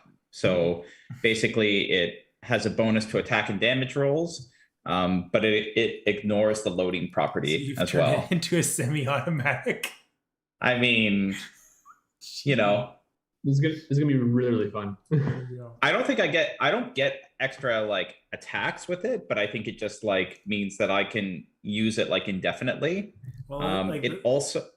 Oh, sorry, go for it. Because you're only allowed to use your rifle once per round. So if you had multiple Yeah. shots, you can only use it once. Now you don't have to worry about that. Yeah. Cool. Love it. All right. As you're working on this thing, you're kind of checking out the rifle. This day actually goes by pretty well. That roll was actually not bad because it's cleared. The sky's clear a bit, and the wind is favorable for today. So you're actually going to get a little bit further than you normally would in a typical sailing day. And unless there's anything you want to do over the course of the day, as you kind of keep your eye vigilant, there isn't really any threats on this day as you kind of get to another dark night and the storms start to roll in again. Oddly enough, the storms are rolling out from the shore at night, or rolling into shore at night, which, yeah, it's backwards. It's backwards from what it normally is. Yeah. Coming off the shore. It's going onto shore at night when it should be the other way around. So now it's coming from the sea and onto shore. That's normal. That's normal. Okay, yes, it's on shore and it's coming off. Anywho, I'm not going to get you guys to do another long rest because nothing really happened today. So we can kind of just skip ahead to the next day, unless there is stuff you want to do or spells you want to burn before you take the long rest, so you can take advantage of those. Messages you want to send. Okay. All right. Well, we pick I don't think so. Cool. Well, we pick up to the next day. I'm going to go back to the captain for your roll for today. How does the ship fare? It's a 4. 4? Yep. All right. As you guys notice, today is almost like the direct opposite of yesterday, where it was very clear skies. Today is very stormy. You get a sense that most of the birds have quieted down, mainly because the storms have picked up and are rolling off the shore or onto the shore, towards the shore in the day. Anyways, Storms are being normal. the stars are being normal. As the wind starts to pick up, I am going to have do this. Essentially, the ship is getting thrown about, and I'm going to have all of you guys make a dexterity saving throw. Oh no. To see if you can stay on foot, let alone on the deck of the ship. Got a nat 20? Yeah, I got a nat 20. All right, you are planted firmly. You can see this swell of a wave and the wind coming over. Odoving's fine. True, how are you doing? Great, 25. 25. Oh. Yeah, you're just clawed down. You don't even have to hold on to anything. Is you're No, just with the feet. My hands are even just like, yeah, whatever, it's fine, guys. yeah, Come you're on. good. Rollo, how are you doing? 18. Okay, you are up in the crow's nest as per usual, with the seatbelt on. You're set to go. Salad in hand. You're able to keep the leaves in the bowl. No problem. How's our little storm boy doing? EO, how'd you do? I think he's just going to be at a 10. A 10?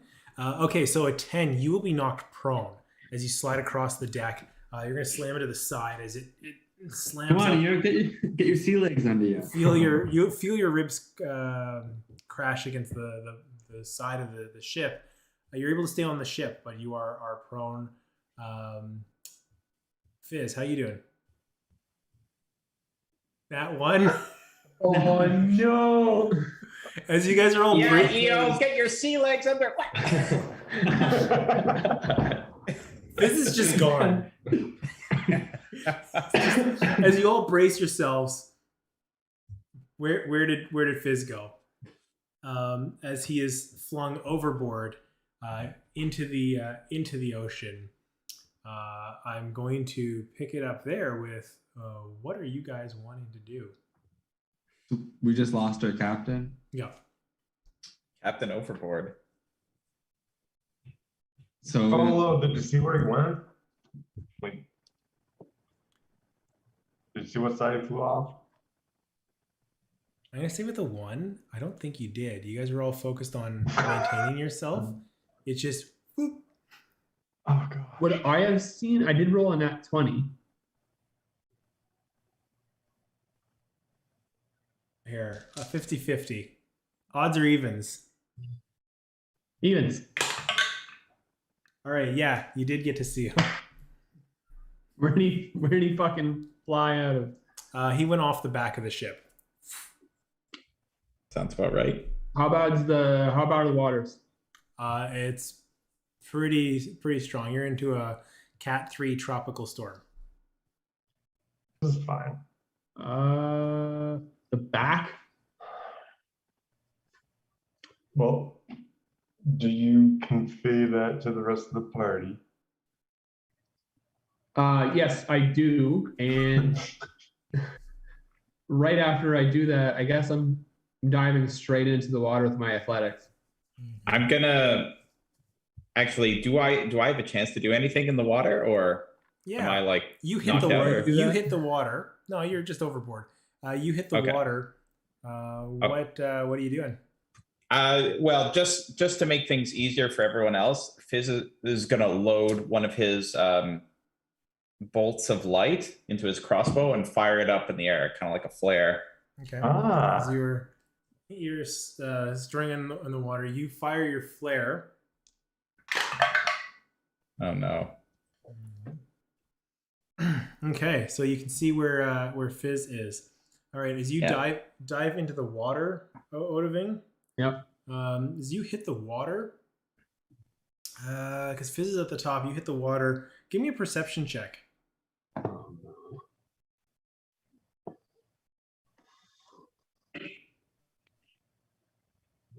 14. Okay, you hit the water, and as you do, the ocean around you just lights up as a result of the flare over the sea.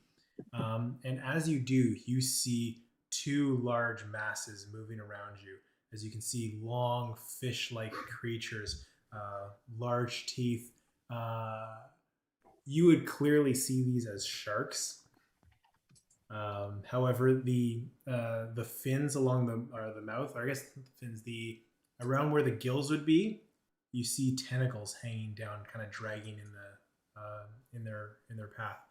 I'm going to turn it over to the crew on the ship.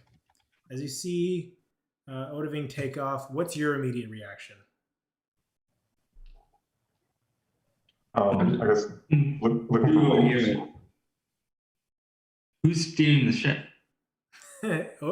Eo. Yeah, I'm just gonna try and get up. Right now, I'm kind of holding on to the wheel or whatever you want to call it. But yeah, I'm gonna try and just get out from position. Okay, that'll be yours. So from above the crow's nest, can I perceive these shark-like creatures? You can see 2. Because of the burst of light? Yeah, you can see 2 masses. You can't quite see that there are sharks. I'll give that to Odoving. You would have just seen 2 blobs circling underneath Eo. Or underneath Fizz, sorry. And then okay. I'll relay that information to True and Eo. Okay. I'm gonna stay in the bird side. All right, cool. And then True, what are you doing? I think I want to try to like chuck a rope out to them or something. Cool. Something to help them both get on. Awesome. Okay, so Fizz, as you hit the water, you get your crossbow out and you fire the flare. Odoving, you see one of these figures moving towards your gnomish friend as it's going to try and take a bite at Fizz. As it does, Fizz, you feel this slime wrap around your legs, and you feel it pushing through as you pull your feet up, trying to like swim around. almost like it misjudged how tall you are. You feel just the top of this shark, the slime, and then the back fin as it misses you with its massive maw, and you feel it swim past. Odoving, you see it miss Fizz, and the other one spots you and is now coming for you. What's your AC there, my boy? 20. 20. It's going to hit as it comes in and trying to swallow you. You are captured in its mouth. You're going to take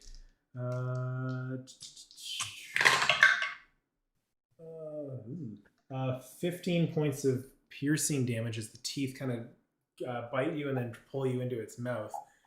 It's going to try and swallow you. I need you to make a strength check.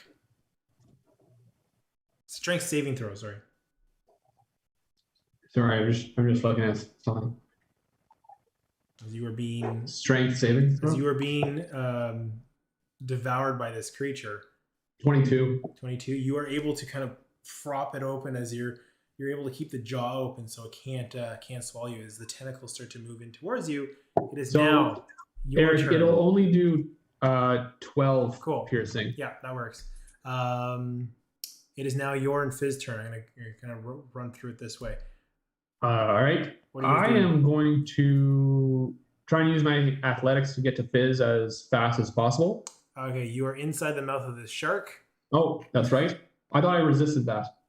You resisted getting swallowed, but you're still you're holding the jaw open. Oh, okay. as you speak. All right.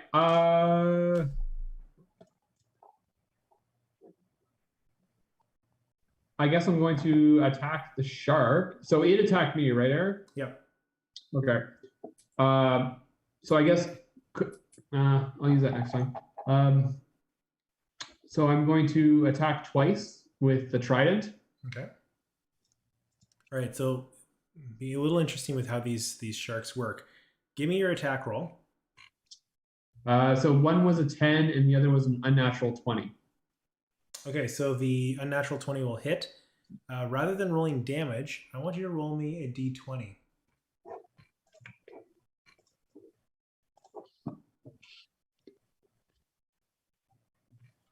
Is it 12? Perfect.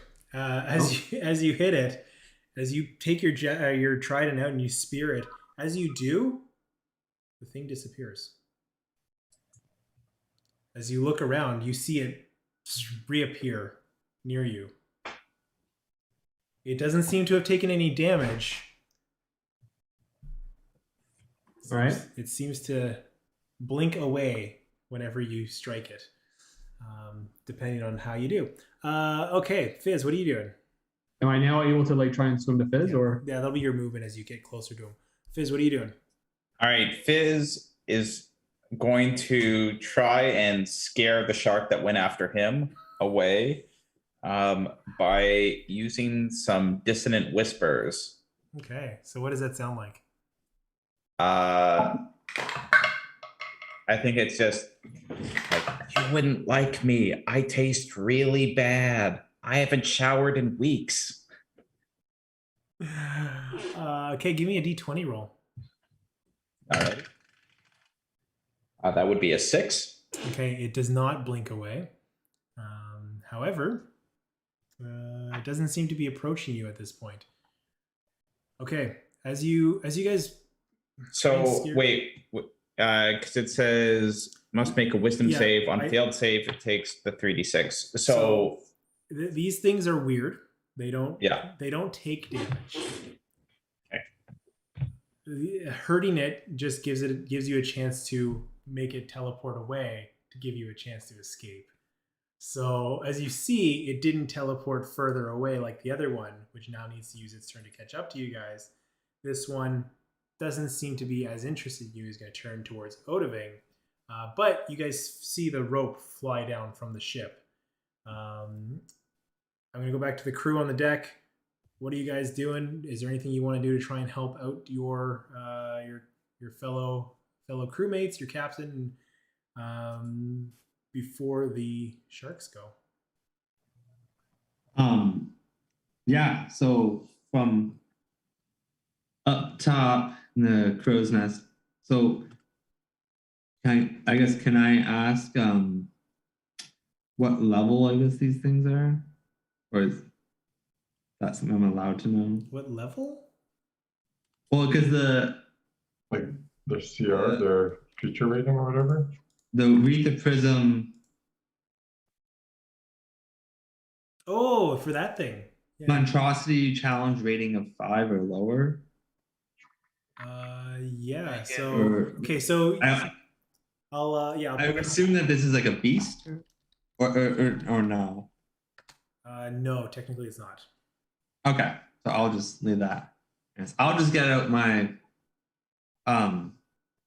crossbow, and can I Yeah. see the one that Fizz did not scare away? As it's coming in towards Odavin, because that'll be on its turn. Take a shot.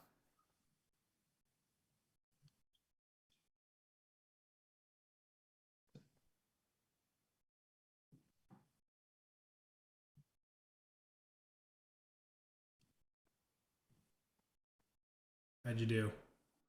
Sorry, I just want to find it again. Okay, no worries. While you're looking for that, True and EO, I'm gonna get you guys to go before we switch back to the other folks. Okay, I'm ready in action. I'm going to take steady aim as well. Okay. Give yourself Okay. advantage. How far away are the sharks now? 20 feet. They're just off the side of the boat. As you right yourself, you kind of like can peer over the side of the ship, side of the Kraken wagon. So the first one was a 6. Oh, two twos in a row. A 6. That's 6. You've rolled 2, so unfortunately, as you fire, trying to shoot into the water, it's almost like that the angle of refraction throws off your aim. As much as you steadied it, it just fires wide from the where the location of the actual shark is. Good attempt though. I like that. EO. Well, 2 twos. That's like you've rolled 2 so many times. I don't know what you're using to roll, but you need to find something else that's cursed. EO, True, you're ready in action. Yeah, whenever the shark dealios approach either Oda or Fizz, I'm going to shoot, throw, because I get, like, for my attack, I get 2 shots. Okay. I'm going to throw my spirit at, like, both. I'm going to try, like, as soon as they move up, boom, I'm going to try to hit them both. Okay, cool. EO, what are you doing? I'm gonna try and frostbite these sharks. Okay. Frostbite, that's an attack roll? Yeah, it's I think there's a con save. Oh, okay, con save. Okay, roll me a d12, 20. Right. A shout out to the 2 crew. I also rolled another 2. I got an 8. 8. Okay, yeah, it does not teleport it away. Either of them? For each of those, that's somebody use the braces. The other one would save, but it's not going to get to them in this turn.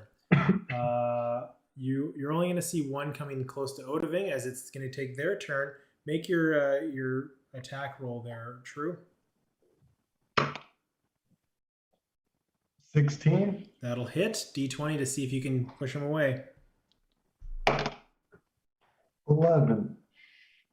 That'll actually do it, as you see it zap away. Okay, so the two sharks, these 2 blink sharks, are going to basically spend their turn trying to catch up to you guys. So they're not a threat at this juncture. Yeah.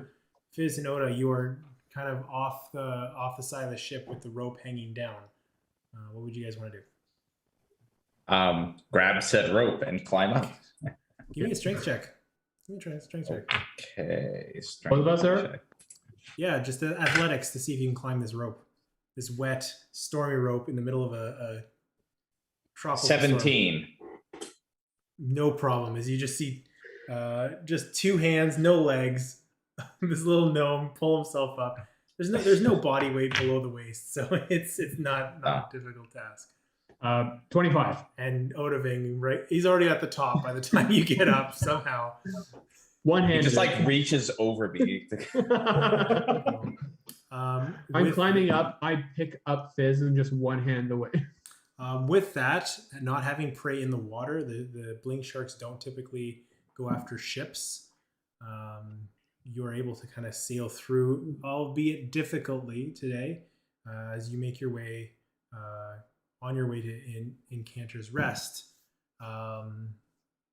As the day starts to wind down, the storm also winds down. What are you guys doing before bed, or are you going to take another rest? I guess we should. Well, I'm doing fine. I didn't actually get attacked by the shark, so. What time of day is it? It's the evening at this point. Yeah, you guys got lucky. One with only one of you in the water, and the person that needed to make the strength save was well equipped to do so. Yeah. This would have gone very differently if he got swallowed. That is fortunate. All right, so we are now in Incanter's Rest. So you'll have one night's sleep by tomorrow. You know what? We can just skip ahead unless you guys wanted to do anything during the night. Sounds good. Okay. Don't think so. Keep You guys a will low finish profile. up. You guys will finish up your journey the next day as you guys pull into Incanter's Rest. Okay. Let me just pull up the thing I have for it. So I highly bet we have a plan. We all cool with that? Like, maybe a refresher, like what are we aiming to do here? Find some mage and kill him, most likely? Pretty much. Okay. And this is a favor to the other mage on the island, right? That's what I remember. Yeah, this is the wizard Vess from the village Atog, who said that she might be able to help send us to the Raven Queen if we help her with this Master Ikathon guy. All right, we're Right. supposed to be helping the Raven Queen, yeah, because we fucked that up. Yeah, trying to right the wrongs that we did. Okay. As you guys are pulling into the shore, you realize there isn't a port per se. So you would typically have to drop anchor offshore and then take the little dinghy that Rolo can set up pretty quickly into the shore. As you guys do so and you sail into the shore, Incanter's Rest, as far as you at least thought, or at least sounded like you thought, isn't quite a city or a town. What you see before you, very prominent landmarks, structures, very much in disrepair. As you start to walk into shore, this feels more like a graveyard than a town.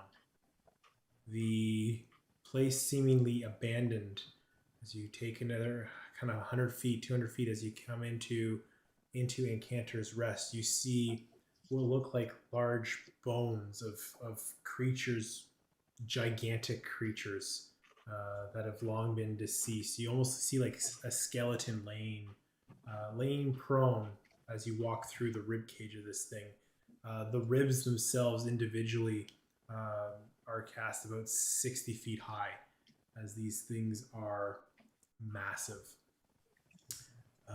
As you are walking through, you pick up the faint sense that you are being watched, and every now and then you peer over and you see a ghastly green figure disappear, not trying to hide themselves, but spirits or haunted souls that are just watching.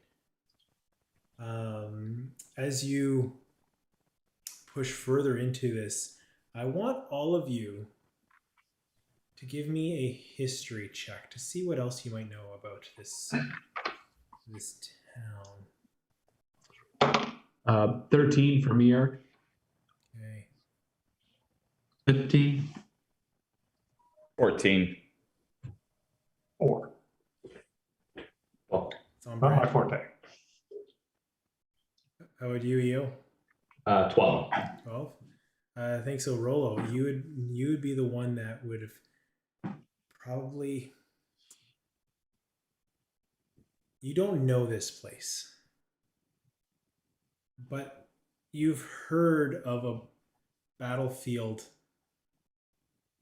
from an era long gone, kind of the original calamity, the event or the big war that set kind of the gods off of this realm and into and being locked behind the divine gate, leaving the mortals of this plane to their devices.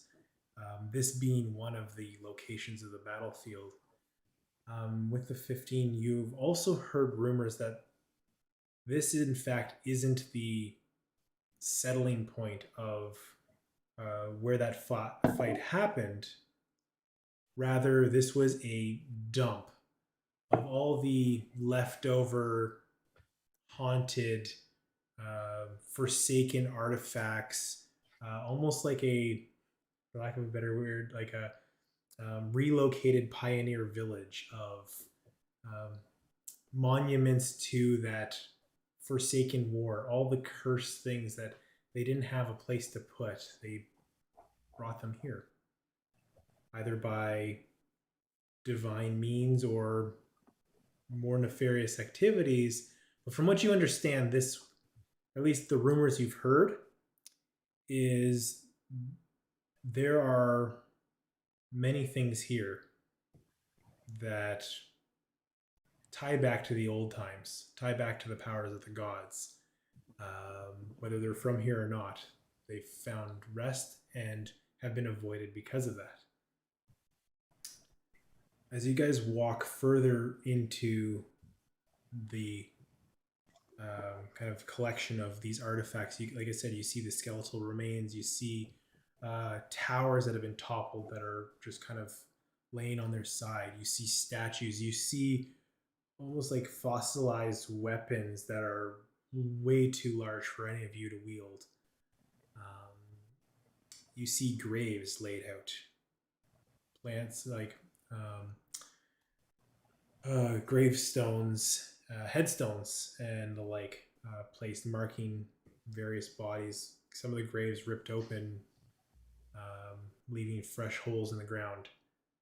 You see at the center of this a soul figure sitting, knees crossed, focused. As it calls out to you, it says, I wasn't expecting you to be the first to arrive, but since I've got time, what brings you this far?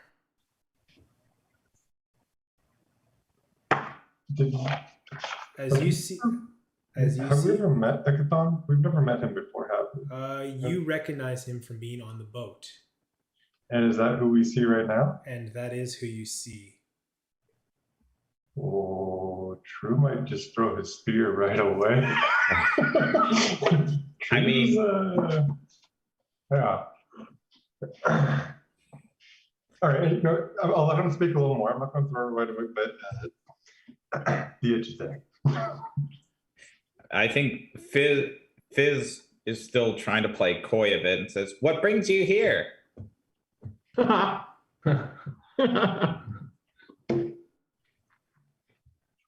I'm waiting for someone. He hasn't arrived yet, and you've seemed to have shown up first. Were you expecting us? Can't say that I was, but I am happy to have seen you. This will be a good way to pass the time. Oh, fuck. Do we hear anything from the... He throws his spear. True Get throws his him, spear. get him, True. Yeah. Fuck him up, True. Yeah, no, I was like, do we hear anything from You're done. Odoving's trident? Hey, we're gonna fight. So it is a little after 9, quarter after 9. How's everybody doing? Do we want to end there, which is I'm debating, and we pick up the fight next time? Or do you guys want to push on to fight? it might be a little bit longer of a fight, is why I'm saying this. I'm good with either. So if anybody wants to leave this for next time, I'm cool. If anybody wants to get this out of the way, I'm cool. I say we fight 'cause we missed a session and play a little catch up. Okay, Okay. let's fuck them up. Okay. All right, let's do this. All right. Man. Let's roll initiative. Roll initiative. Why would you have to say that you want to have some fun with us? Like, come on. To be fair, it could have just been a riddle. But our riddles and puzzles, are us kicking the shit out of people. All right. Here we go. It's been a month. Of course.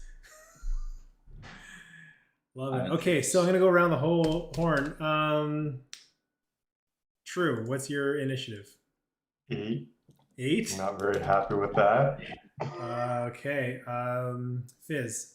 Oh wait, I have advantage. 23. Jeez. Holy shit. Odaving. Oh, It's 11. All right, not bad. Rolo. 23 as well. All right. Wow. And then EO. 14. 14. Okay. EO. All right. Okay. Here, you know what? Give me 2 seconds. I'm gonna get the map set up.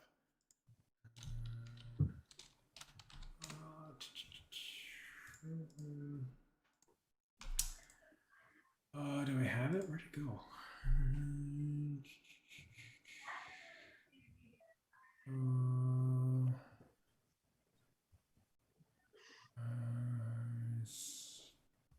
All right, screw it. I'm just gonna use this one because that's not right. You know what? Don't worry. I'm not gonna fight with that right now. Okay. So starting off in initiative, Rolo, you are first. As you see True grabbing his spear as he's readying it to throw, you're able to kind of telegraph this and take the first move. What would you like to do? I would like to use the Wand of Wonder. Oh my Oh, god. fuck. Why not start off with a nuke? All right. Well, it's not the deck of many things, so I don't think you'll destroy the universe, but We could end the fight right now.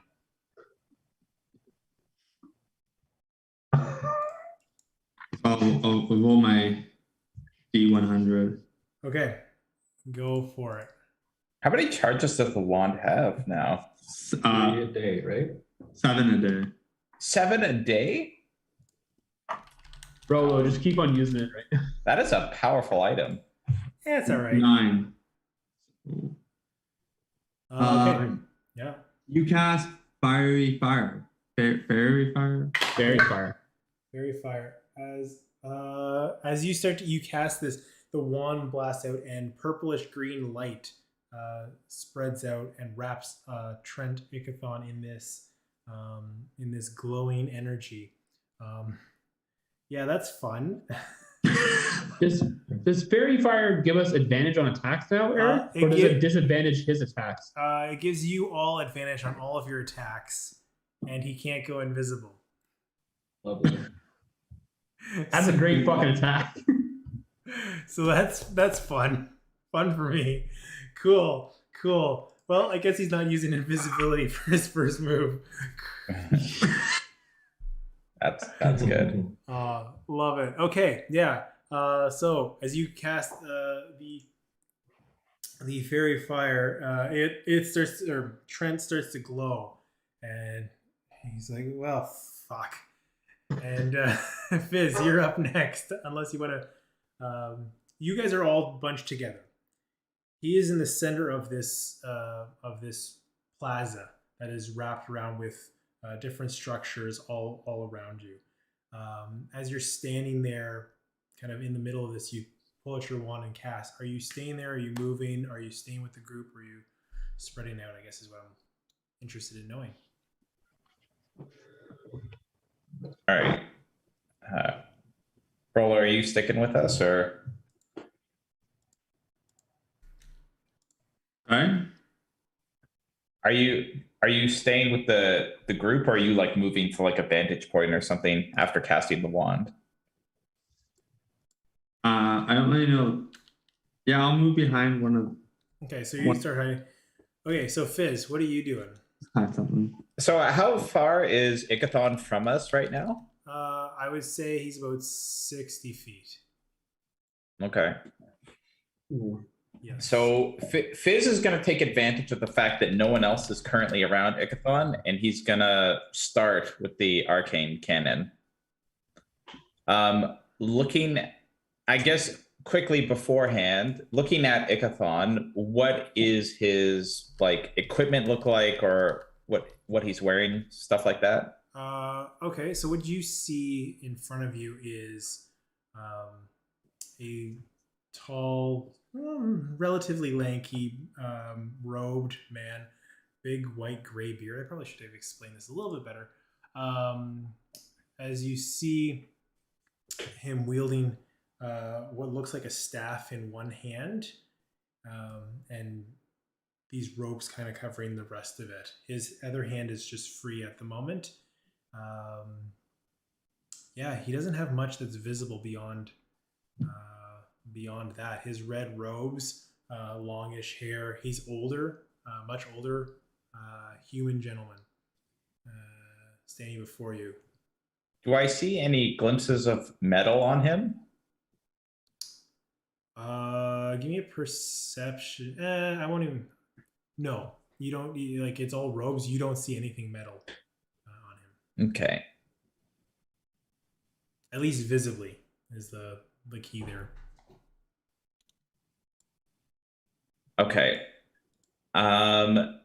So I think Fizz is going to use an option that he's never used before, which is he switches the dial and the cannon shoots out a jet of acid straight at the old wizard. Okay. So that's a dex save, I believe. Yeah, dex save. He needs to beat a 15. 15. All right, roll your damage. Alrighty. So wait, that's. Oh wait, these are dice.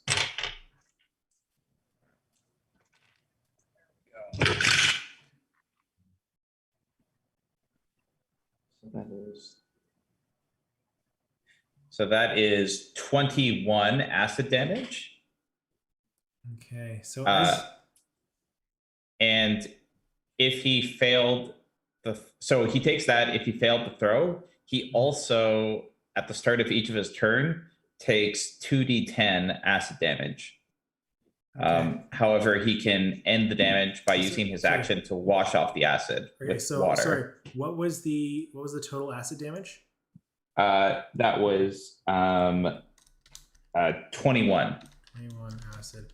Okay, as you see this blast come in, he pulls out his he uses his reaction to pull out his rod.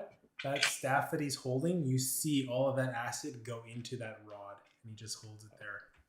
Oh shit. Oh no. He says, "Thank you very much, young one." All right. So I guess seeing that with the rest of his turn, he is going to A, back up, but B, back away from the rest of the group. Okay. All right. Io, you're up next. Oda, you're on deck. Okay, I am going to see the staff that Ikathon is holding, and I'm going to try dispel magic. Spell magic. Interesting. Okay, yeah, you burn your spell slot as you try and cast dispel magic on it.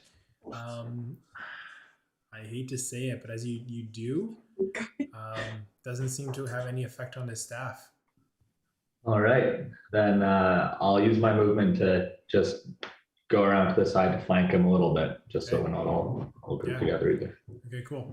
So Fizz and EO are flanking. The rest of the group are in the middle. Odoving, you're up next, standing around 60 feet away from you. Yeah. Eric, if I just as like a mechanics question, can I dash there and then action surge? Yep. All right. So I'm gonna dash there and then action surge and then attack twice. Okay. Yeah. Yeah, that works. So you run, dash, and start swinging So, in. and I get advantage on all my attacks. Yeah, with the with the fairy fire.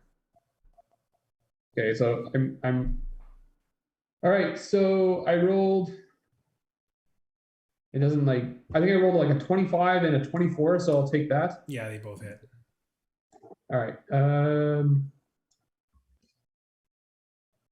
That's 10 damage, and that's another 8 damage, so 18 damage in total. And then I'm going to bring out the shadow, Okay. and that will end my turn.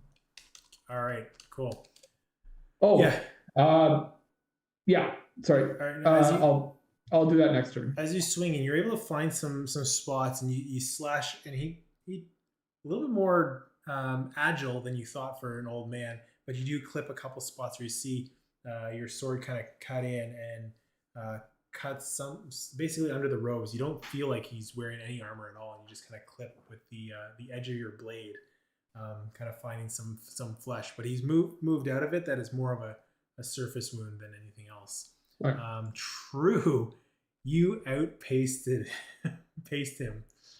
By like 1. No, he rolled a 2 on his initiative. And Oh my god.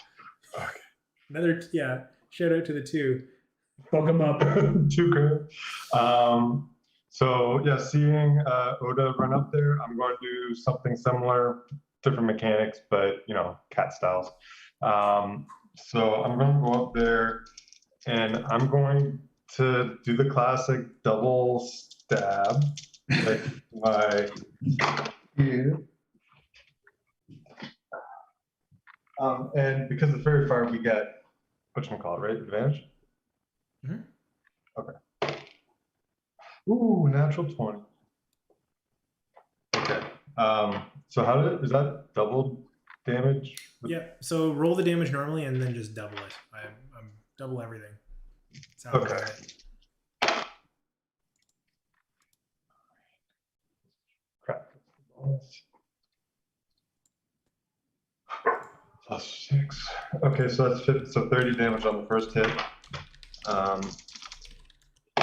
Second attack is going to be 21 to hit. That'll hit. Okay, grab it. Oh, wow. 26 normal damage. Nice. And then I'm going to try to just give him one little punch. Okay. It was reasonable. Wow, you guys have laid in a lot of damage on that first round. That fucking fairy fire. Yep. So this is going to be like 26 to hit. Yeah, that'll hit. Okay, so this is going to do 1d6 plus 4 necrotic. He's now poisoned. So he gets hit for 5 necrotic, and he's poisoned. Does he have to save against the poison? No, it's hand and arm. It literally, if I hit, it just happens. Yeah. When you hit a creature with an unarmed strike, you can spend 1 key point to deal. Oh, sorry. It's an extra 1d6 plus 4 necrotic, so he still gets another 8 damage on top of that. Oh man. And he is now poisoned. Oh, so no. Damn. Let's go. I can subject the creature to the poison condition until the end of my next turn. Okay. So it's kind of like stunned. Yeah, it's kind of like a stun. Yeah, just at least how it all applies with like. It's disadvantage on all their stuff until your next turn. Yeah. Okay. So now we can, because fairy fire, we can hit him easy. because of the poison, he can't hit us easy now. Interesting. So we're all good. We're all good. Oh, interesting. Okay. Well, now it's his turn, Bring it. and now now I'm interested to see what he would do. I remember hitting this guy hard on the boat. I don't know, for some reason I want his blood. Oh, I was like, I remember the name Trent from somewhere. Yeah, this is the guy that I think we fought him on the boat and we hit him pretty hard, and then his assistant teleported him out of there. Yes. Yeah. I didn't draw the connection until they used Trent. Yeah. I think, okay, you know what? To start, he's gonna pull that wand, or that staff out. He's gonna grab it with his other hand, and he's going to swing across towards. I'm gonna say Odovin because you're there. Yeah. He's gonna basically. This is how it's gonna work. He's gonna punch that staff, basically spear it into your abdomen, but it's not an attack roll. He's casting a spell. And he's going to cast basically a ray of lightning comes out of the staff as he casts chain lightning. I counter this. You can try. Like as soon as he tries to scoot, yeah, I'll try. Why not? So okay, give me a counter spell. So I need you to roll. Counter spell. I need you to roll for it. So I believe it's. Interesting. So it's the roll plus your spell modifier, I believe it is. So All right. So, charisma. So if I go at 4th level, I don't know if that makes difference as opposed to the 3rd as well. If the spell that he's using was 4th level, it would be automatic.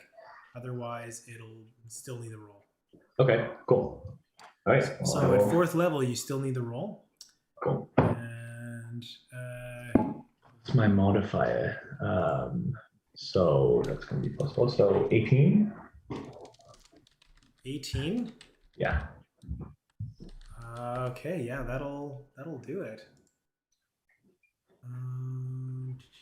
Okay. As the spear comes in, you see that the chain lightning just kind of sputters out, and you just see some sparks kind of fly out from the staff. What else is he gonna do on his turn? Interesting. Yeah, that's not great. Okay, that'll be his turn. Yep, that's his turn. Wow. Right. Thank you, EO. Fuck me. Thank you, Roderick. Kicking ass right now. No problem. So much for upcasting that. just a question. So did it seem like, I mean, Trent was using, like, it's not that the staff is magical, right? Or like has a magical effect in it. That would have been dispelled, right? You don't know. Okay. Cool. Yeah. Way to burn a 7th level spell slot. Oh. You needed an 18 to beat it. Oh, fuck. All right. Okay. So that brings us back to the top of the order. Rolo, as you see this lightning bolt sputter out, this old wizardly old wizardly man looks pissed. What do you do? From my somewhat, I guess, vantage point, I'm gonna take steady aim with my heavy crossbow. Okay. Take my shot. Okay. Did I quadruple advantage? I know. I was just. Yeah.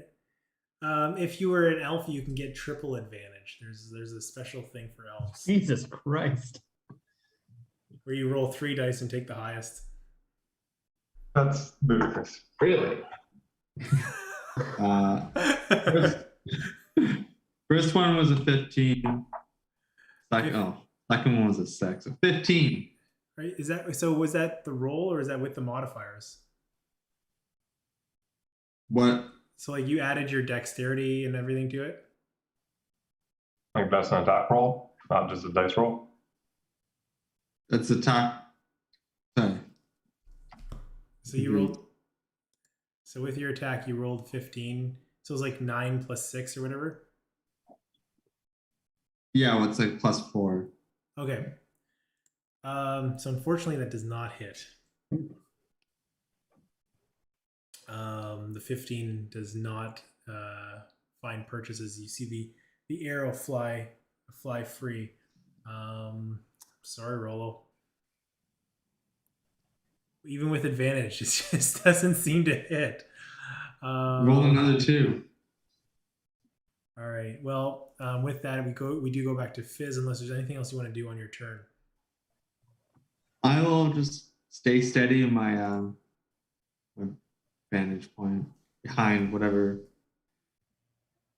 thing I'm behind a village thing. I'm trying to think. It's more like the elephant graveyard from The Lion King. That's kind of the vibe. Yeah. Okay, so I'm gonna be behind an elephant rib. Okay. Yeah. Okay. So with that, Fizz, you're up. All right. Seeing as how his magic just got absorbed into that staff, Fizz opts to take a more conventional approach, and he takes out the rifle off his back.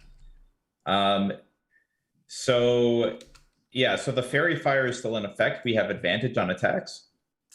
Yeah, until it gets knocked off of Rolo. Yeah, it's still good. All right. So Fizz is gonna send a shot at Ikathon using his sharpshooter trait or feat. So we'll see.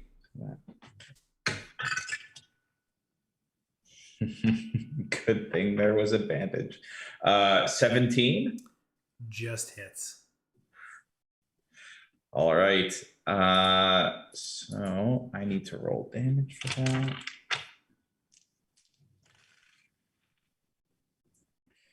that. So that is 23 radiant damage. Okay. Yeah. Starting to look a little bloody. This old human man.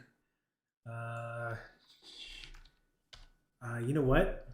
Yeah, he's gonna use his. I think Legendary action. That will be his legendary reaction, and he's gonna use all 3 of his legendary reaction points to cast a spell. All right. Well, I may as well try and stop it as it happens. I imagine nothing I can do will stop it if it's a legendary action. But no, it's he's using the legendary action to give him the ability to cast an extra spell out of turn. So you see him as he takes the shot, spits out some blood, brings the staff up into the air as the staff itself starts to glow around, and almost like it's bright white light glowing. Think of Gandalf with the Nazgul. Yeah. All the references. As that's starting to build up, you're trying to counterspell again. Yeah. Okay, give me a roll. All right. What level are you using? I'm gonna go with the 5th level for this one. 5th level? Yeah. Still got to give me a roll. Yeah. Oh, that's a 3. Unfortunately, the counterspell fails, and this ball of light bursts off into 7 different directions, and it starts to glow up in the sky, hundreds of feet, and you start to see the clouds circling and spiraling around each of these glowing motes of energy. That's all it does for now. All right. The spirit bomb. But yeah, I was about to make that reference, Matt. The fucking spirit bomb. But now you see energy building above you. Yeah. That means we have to wait until next session for it to be cast. Come on, Matt. Like 2 to 3 sessions. Gotta be flashbacks. Okay, so that'll bring us to EO. Your turn. Your turn. Actually, you shouldn't have been able to cast counterspell, but it is now your turn again. Oda, you're on deck. Okay, how far away are these orbs? 100 feet, 120 feet. All right. All right. I will. There's 7 of them. Yeah, there are 7 of them. And they're just like swirling around. Mm-hmm. Okay. I am going to cast Storm Sphere up where all these orbs are flying around. So it's got a range of like 150 feet to cast it. Basically, it's a 20-foot like radius of like a storm. And so, I mean, it targets creatures more than anything. So I don't know if these will count. They wouldn't, and you as a spellcaster, you know that this is just magical energy that's being stored. That's it's not like a creature or anything. It's just like a spirit bomb energy building in the atmosphere. Damn. And sorry, just to clarify, every spell that we've cast so far, like this guy's just absorbed, right? No, well, I guess spell wise, there's just been the one. He's been slashed. He's been shot at. But yeah, he's been hit. He's been hit quite a bit. The javelin, I think, does some lightning damage, doesn't it? If I wanted to, I'm not using that bad boy. I'm using because Ruin's weight is So just to answer the question, no, you haven't seen him take any spell damage yet. Okay. Sorry if I can backpedal. I'm just gonna run at him with a couple of daggers of sharpness. Okay. And we'll see how this goes. Advantage still on the roll. Oh, perfect. That's great. Rolo, that's been the biggest help. All right. So that's an 18 for the first. That'll hit. And 28 for the second. Okay. So give me the damage on both of those. All right. As you come in and you just slash down towards catching him in the leg with one and then stabbing up. Trying to catch him underneath the robe with your second dagger. All right, so that is going to be, first one is 10 and the second one's going to be 7. So 17 total. And then, sorry, as a bonus action, I'll burn a couple of my sorcery points to be able to get back spell slot. Cool. Yeah, I love that. All right, Odaving, you're up. True, you're on deck. Cool. All right. I'm going to rage. Yeah. I should have done it the first turn. And I'm going to attack once. So we're just going to break this down. I'm going to take that roll to 26. Okay. So I just rolled a 7 for damage plus 2. That's 9 damage. And now I'm going to attack once with the shadow, but then use Unleash Incarnation, which will give him a bonus attack. So I'm going to attack twice with the shadow. I'm going to take that. It's a 25. That advantage. Roll again. And then a 16. That does not hit. Okay, so just the 25. And then another 9 damage. Do I still have a bonus action here? Use your bonus action to have the shadow attack, right? Like the Unleash Incarnation is like its own weird bonus action. Does it say bonus action? No. It specifically says you can heighten your Echo's Fury whenever you take the attack action, make one additional melee attack from the Echo's position. Okay. Yep, that's fine. That doesn't take up your bonus action. Okay. Can I use my breath weapon as a bonus action? Sure. All right, let's do that. So breath weapon, it is. Oh, I'm 11th level. It's a Constitution DC of 15. He saves that. Okay, so somehow he gets slashed by the shadow. He gets slashed by ripped apart by this thing cutting into him, and then you go to breathe, and he like matrix dodges out of the breath. Okay. As So he- he'll take half of that okay. on a save. So that's 4d6. I'm just gonna roll the 46. So it'll take 7 damage. 7 Okay. cold damage. All right. Okay. I thought I'd have till True's turn at least, but that's actually going to be enough to trigger his contingency spell. Oh fuck. So once he gets to a certain hit point of damage, his contingency spell triggers. Let me just. You see something underneath his cloak shatter. As it does, I don't know if. Oh, that's how that works. Okay, so True, you can go, but it's going to trigger his contingency. This is going to be bad. So what you're saying is there's a chance. There's a chance. Kill him, Drew. Fucking kill him. Okay. I got your back.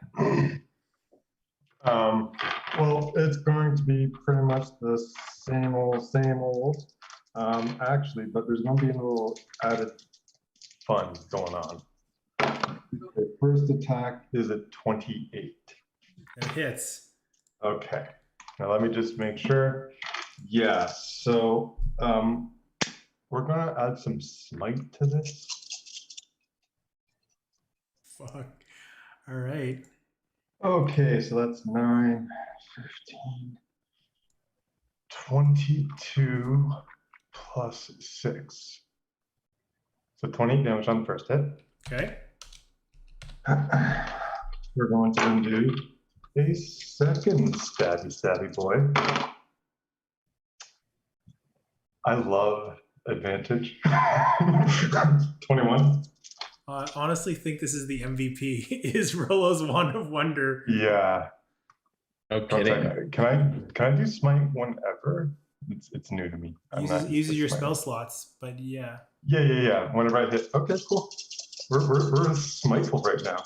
You only get, I think, 2 uses of it though total per. Oh, I know. I'm going all in on this bad boy. Okay, 15 plus 12, so 27 plus another 6, so that's 33 damage. 33. Okay. And then I think we're just going to, I don't know, I guess we'll just do like a spinny double round kick or something. I don't know. I don't think stunning this guy is going to be able to stop that shatter thing from getting out of here. So I'm not going to bother that. I'm just going to try damage. Oh no. 14. That does not hit. Okay. I got one more hit. Come on, kill the bastard. Okay. 22. That'll hit. Okay. And then yeah, fuck it. We're gonna add stuffs to that. We're gonna make it necrotic. All of it. Why not? All of it. Yeah, that's all. Okay, so this is all I can do. So that's going to be 9 plus 8. So that's going to be 17 damage. We're going to, the green one's going to be necrotic, so 8 of which is necrotic if that matters. Okay. So yeah, 17. And he's poisoned again, if that matters. The poison might help. Ooh. As unfortunately you did not fell. The Trent is his I tried so hard. his contingency goes off. He had, once he got to a certain threshold in health, the contingency to cast Time Stop. No. That's right, he's a time mage. As that happens, I rolled to see how many turns he gets before you guys get another turn. Uh-oh. He rolled the max. Oh, shit. But he's poisoned until the end of my So turn. they will have disadvantage. Oh, okay, so that actually was helpful. Okay. Okay. Shit. So wait, if I had stunned him, how would that have worked? You would have just had to. He would have sat there for 5 rounds. I should have tried stuff. Whatever. Okay, so I think with the big that big strike, yeah, he's gonna cast a couple spells. Let's do this quickly here. As he stops time, he's gonna start to fly. As he starts to fly, he's going to be pointing down towards the folks that are basically stabbed into him. So True and Odiving. He's going to cast basically he's going to point at you and cast a beam of black energy. Fine. I need you guys to make dexterity saving throws.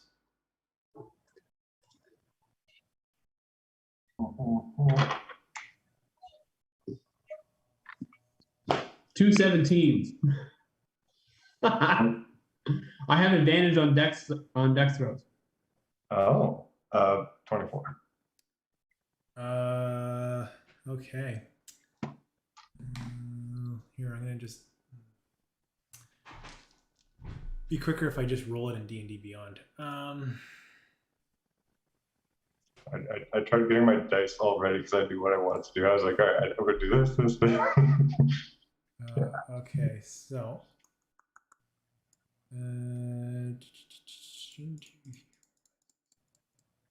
That's a lot of clicking. That sounded like a lot of dice. that's 64 points of damage to Odiving. And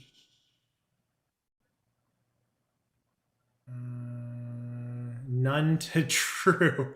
Yes. Evasion. No, it's either hits or does 0 damage. Oh. Okay. How much health?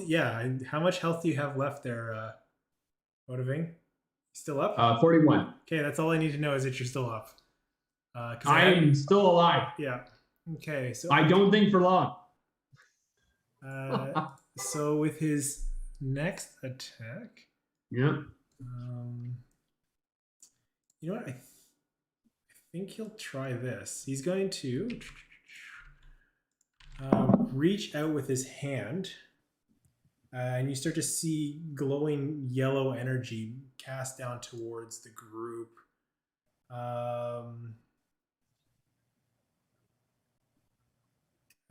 Okay, so Rolo, you went back. Fizz, you went to the side. I'm gonna say it's basically Odiving, True, because you guys are close up on him, as well as Io. The 3 of you are gonna have to make Constitution saving throws.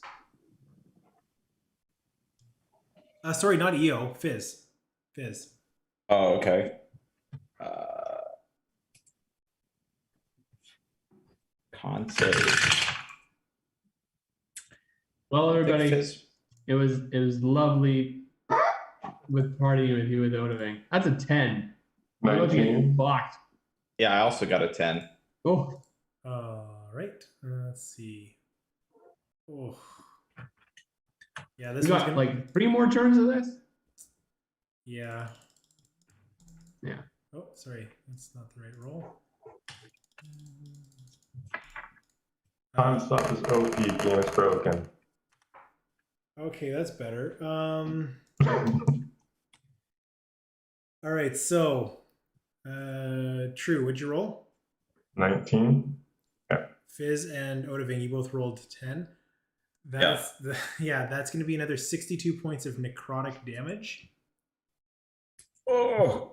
See ya, Odie. Not dead, but he's down. Yeah. Yeah. Here comes the death saves. Yeah, don't worry, they don't trigger until your turn, so these extra turns don't play into it. Although, Wait. So he attacks me, I don't automatically die. No, unless he attacks. Yeah, I you. know. Unless he attacks you again, but I don't think that's what he's going to do. I think he's going to turn to Io, and I need Io to make a Wisdom saving throw. Like, counter this. 18.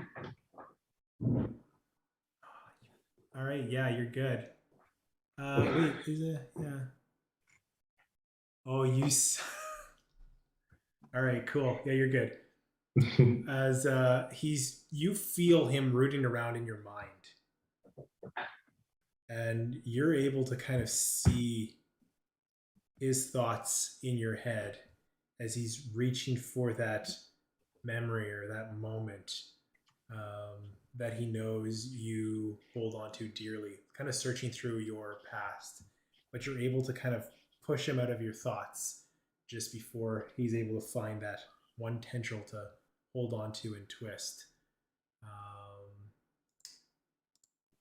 As the time stop ends, you guys all you immediately get hit with all of this damage at once as you just see Odoving drop down as you Fizz take a beating from this beam of light white energy as it hits you, or goldish energy as it hits you, and you see Trent flying above you. He says, "Is that all you've got? I think you've really misunderstood how much I get to toy with you." As now he takes his turn. Oh. Okay. And you know what? I think he's gonna have to do it. He's gonna bring his staff back out, and he's gonna look at you, Eo. He says, "Try and counter this," as he's pulling the staff towards you, charging it up, and he's gonna cast a spell unless you're doing anything else about it. Fuck it, I'm gonna try and counter it. Yeah. As he tries to cast his chain lightning a second time, because I think he's that cocky. Give me a counterspell roll. All right, you know what? I'm only gonna do this one at the 3rd level. So just for the drama, let's see. So that's, do I add modifier to it, or is It's just your straight charisma. 20? Okay, yeah. Oh wait, so I don't have to roll for it? You roll and you add your charisma. Yeah. Okay. Cool. 17. As you see the spell fizzle out, and he just starts to rage. But that'll bring us back to Rollo. You're up. Flying above you, separated from the ground, Odoving down. I think Fizz is hurt. I don't know how the rest of you guys are doing. Fizz is in a bad way. Yeah, that. I am down. Oh, Yeah. man, I can't believe you. Oh, that's Anybody, please. I'm coming for you. I know. I'm right here. I'm good at taking care of people now. I'm last in the order. As soon as I wake up, I'm gonna fuck this guy up. All right, Rollo, what are you doing? Just so from my own understanding, I can't really do anything about Odoving, right? Unless you have potions or anything like that, or you have healing spells, or if you care to try and stabilize him, you can try and do that too with a medicine check. But you can't Just kill this fucker.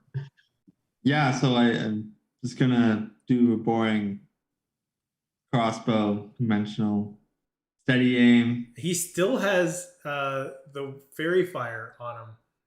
Yeah. Well, I mean, I have advantage, so I guess I don't have to do steady aim. Yeah. Would he also have sneak, Eric? Yeah, I have advantage, so I have sneak. Yeah. You So still have a little special something. So the first one's gonna be 19. Do I have to reroll? That'll hit. So You can try and roll for the crit. okay. The other one was 18, so Okay. 19. Okay, damage. With your sneak attack. Yeah. So 8 plus sneak attack. Good work.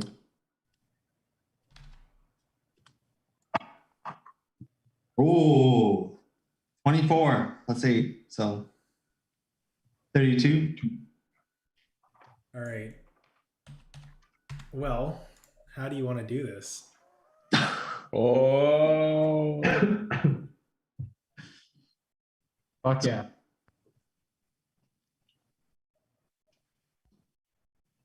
I guess as he's trying to be all cocky and say, try to block this, and embarrassingly his magic fizzles out. I want to just do like a very like anticlimactic headshot where it just goes and he just drops. Like Indiana Jones style. Yeah, I Yeah. like that a lot. As he falls and hits the ground, almost like a thunderclap as he hits the ground, and the earth starts to shake. As it does, the shaking earth starts to split, and you see a fissure cut open to where he was. He starts to rise up from the ground as you see a demonic entity starting to rise up with this limp body in its hands. He's like, I guess I was a little late. As he crushes the fallen wizard in his hands, you start to see horns and tendrils break out of this dead mage as this body starts to split open, legs pouring out mass of mutated energy as you see I think you've met him before, the demonic prince Oban rising up. Oh. Not him again. And he's like, Okay. this thing's failed me. Let's see what you can do against the real Prince of Darkness. Oh. And we're going to end there. Yeah. Yeah. Oh god. All right, where Like we fight? burnt all of our like spell slots and whatnot on this guy. Love it. Oh, I still got a few tricks up my sleeve. Okay, good. Yeah, same. I want to say, EO, you counterspelled 70 D8 points of damage. Holy What? fuck. Like 7-0. Yes. Holy 17 cow. D8. Oh my 7-0. god. I was Dope. like, yeah, I'm like, I don't know how you guys are going to beat this guy. And then you counterspelled his Sorry, two heavy I know- DPS spells. I like remember Prince Oban. Is that like the chain god we met in the astral realm? the No, servant, that was- the servant to the chain god. Yeah. Oh, okay. Distant Yeah. to Okay. the regional chain god. Yes. Servant to the regional chain god. All right. So I think we'll end it there for now, and we'll pick up the fight against Oban and his mutated Trent, and Oh. we'll see how it goes from there. Nice. Love it. Little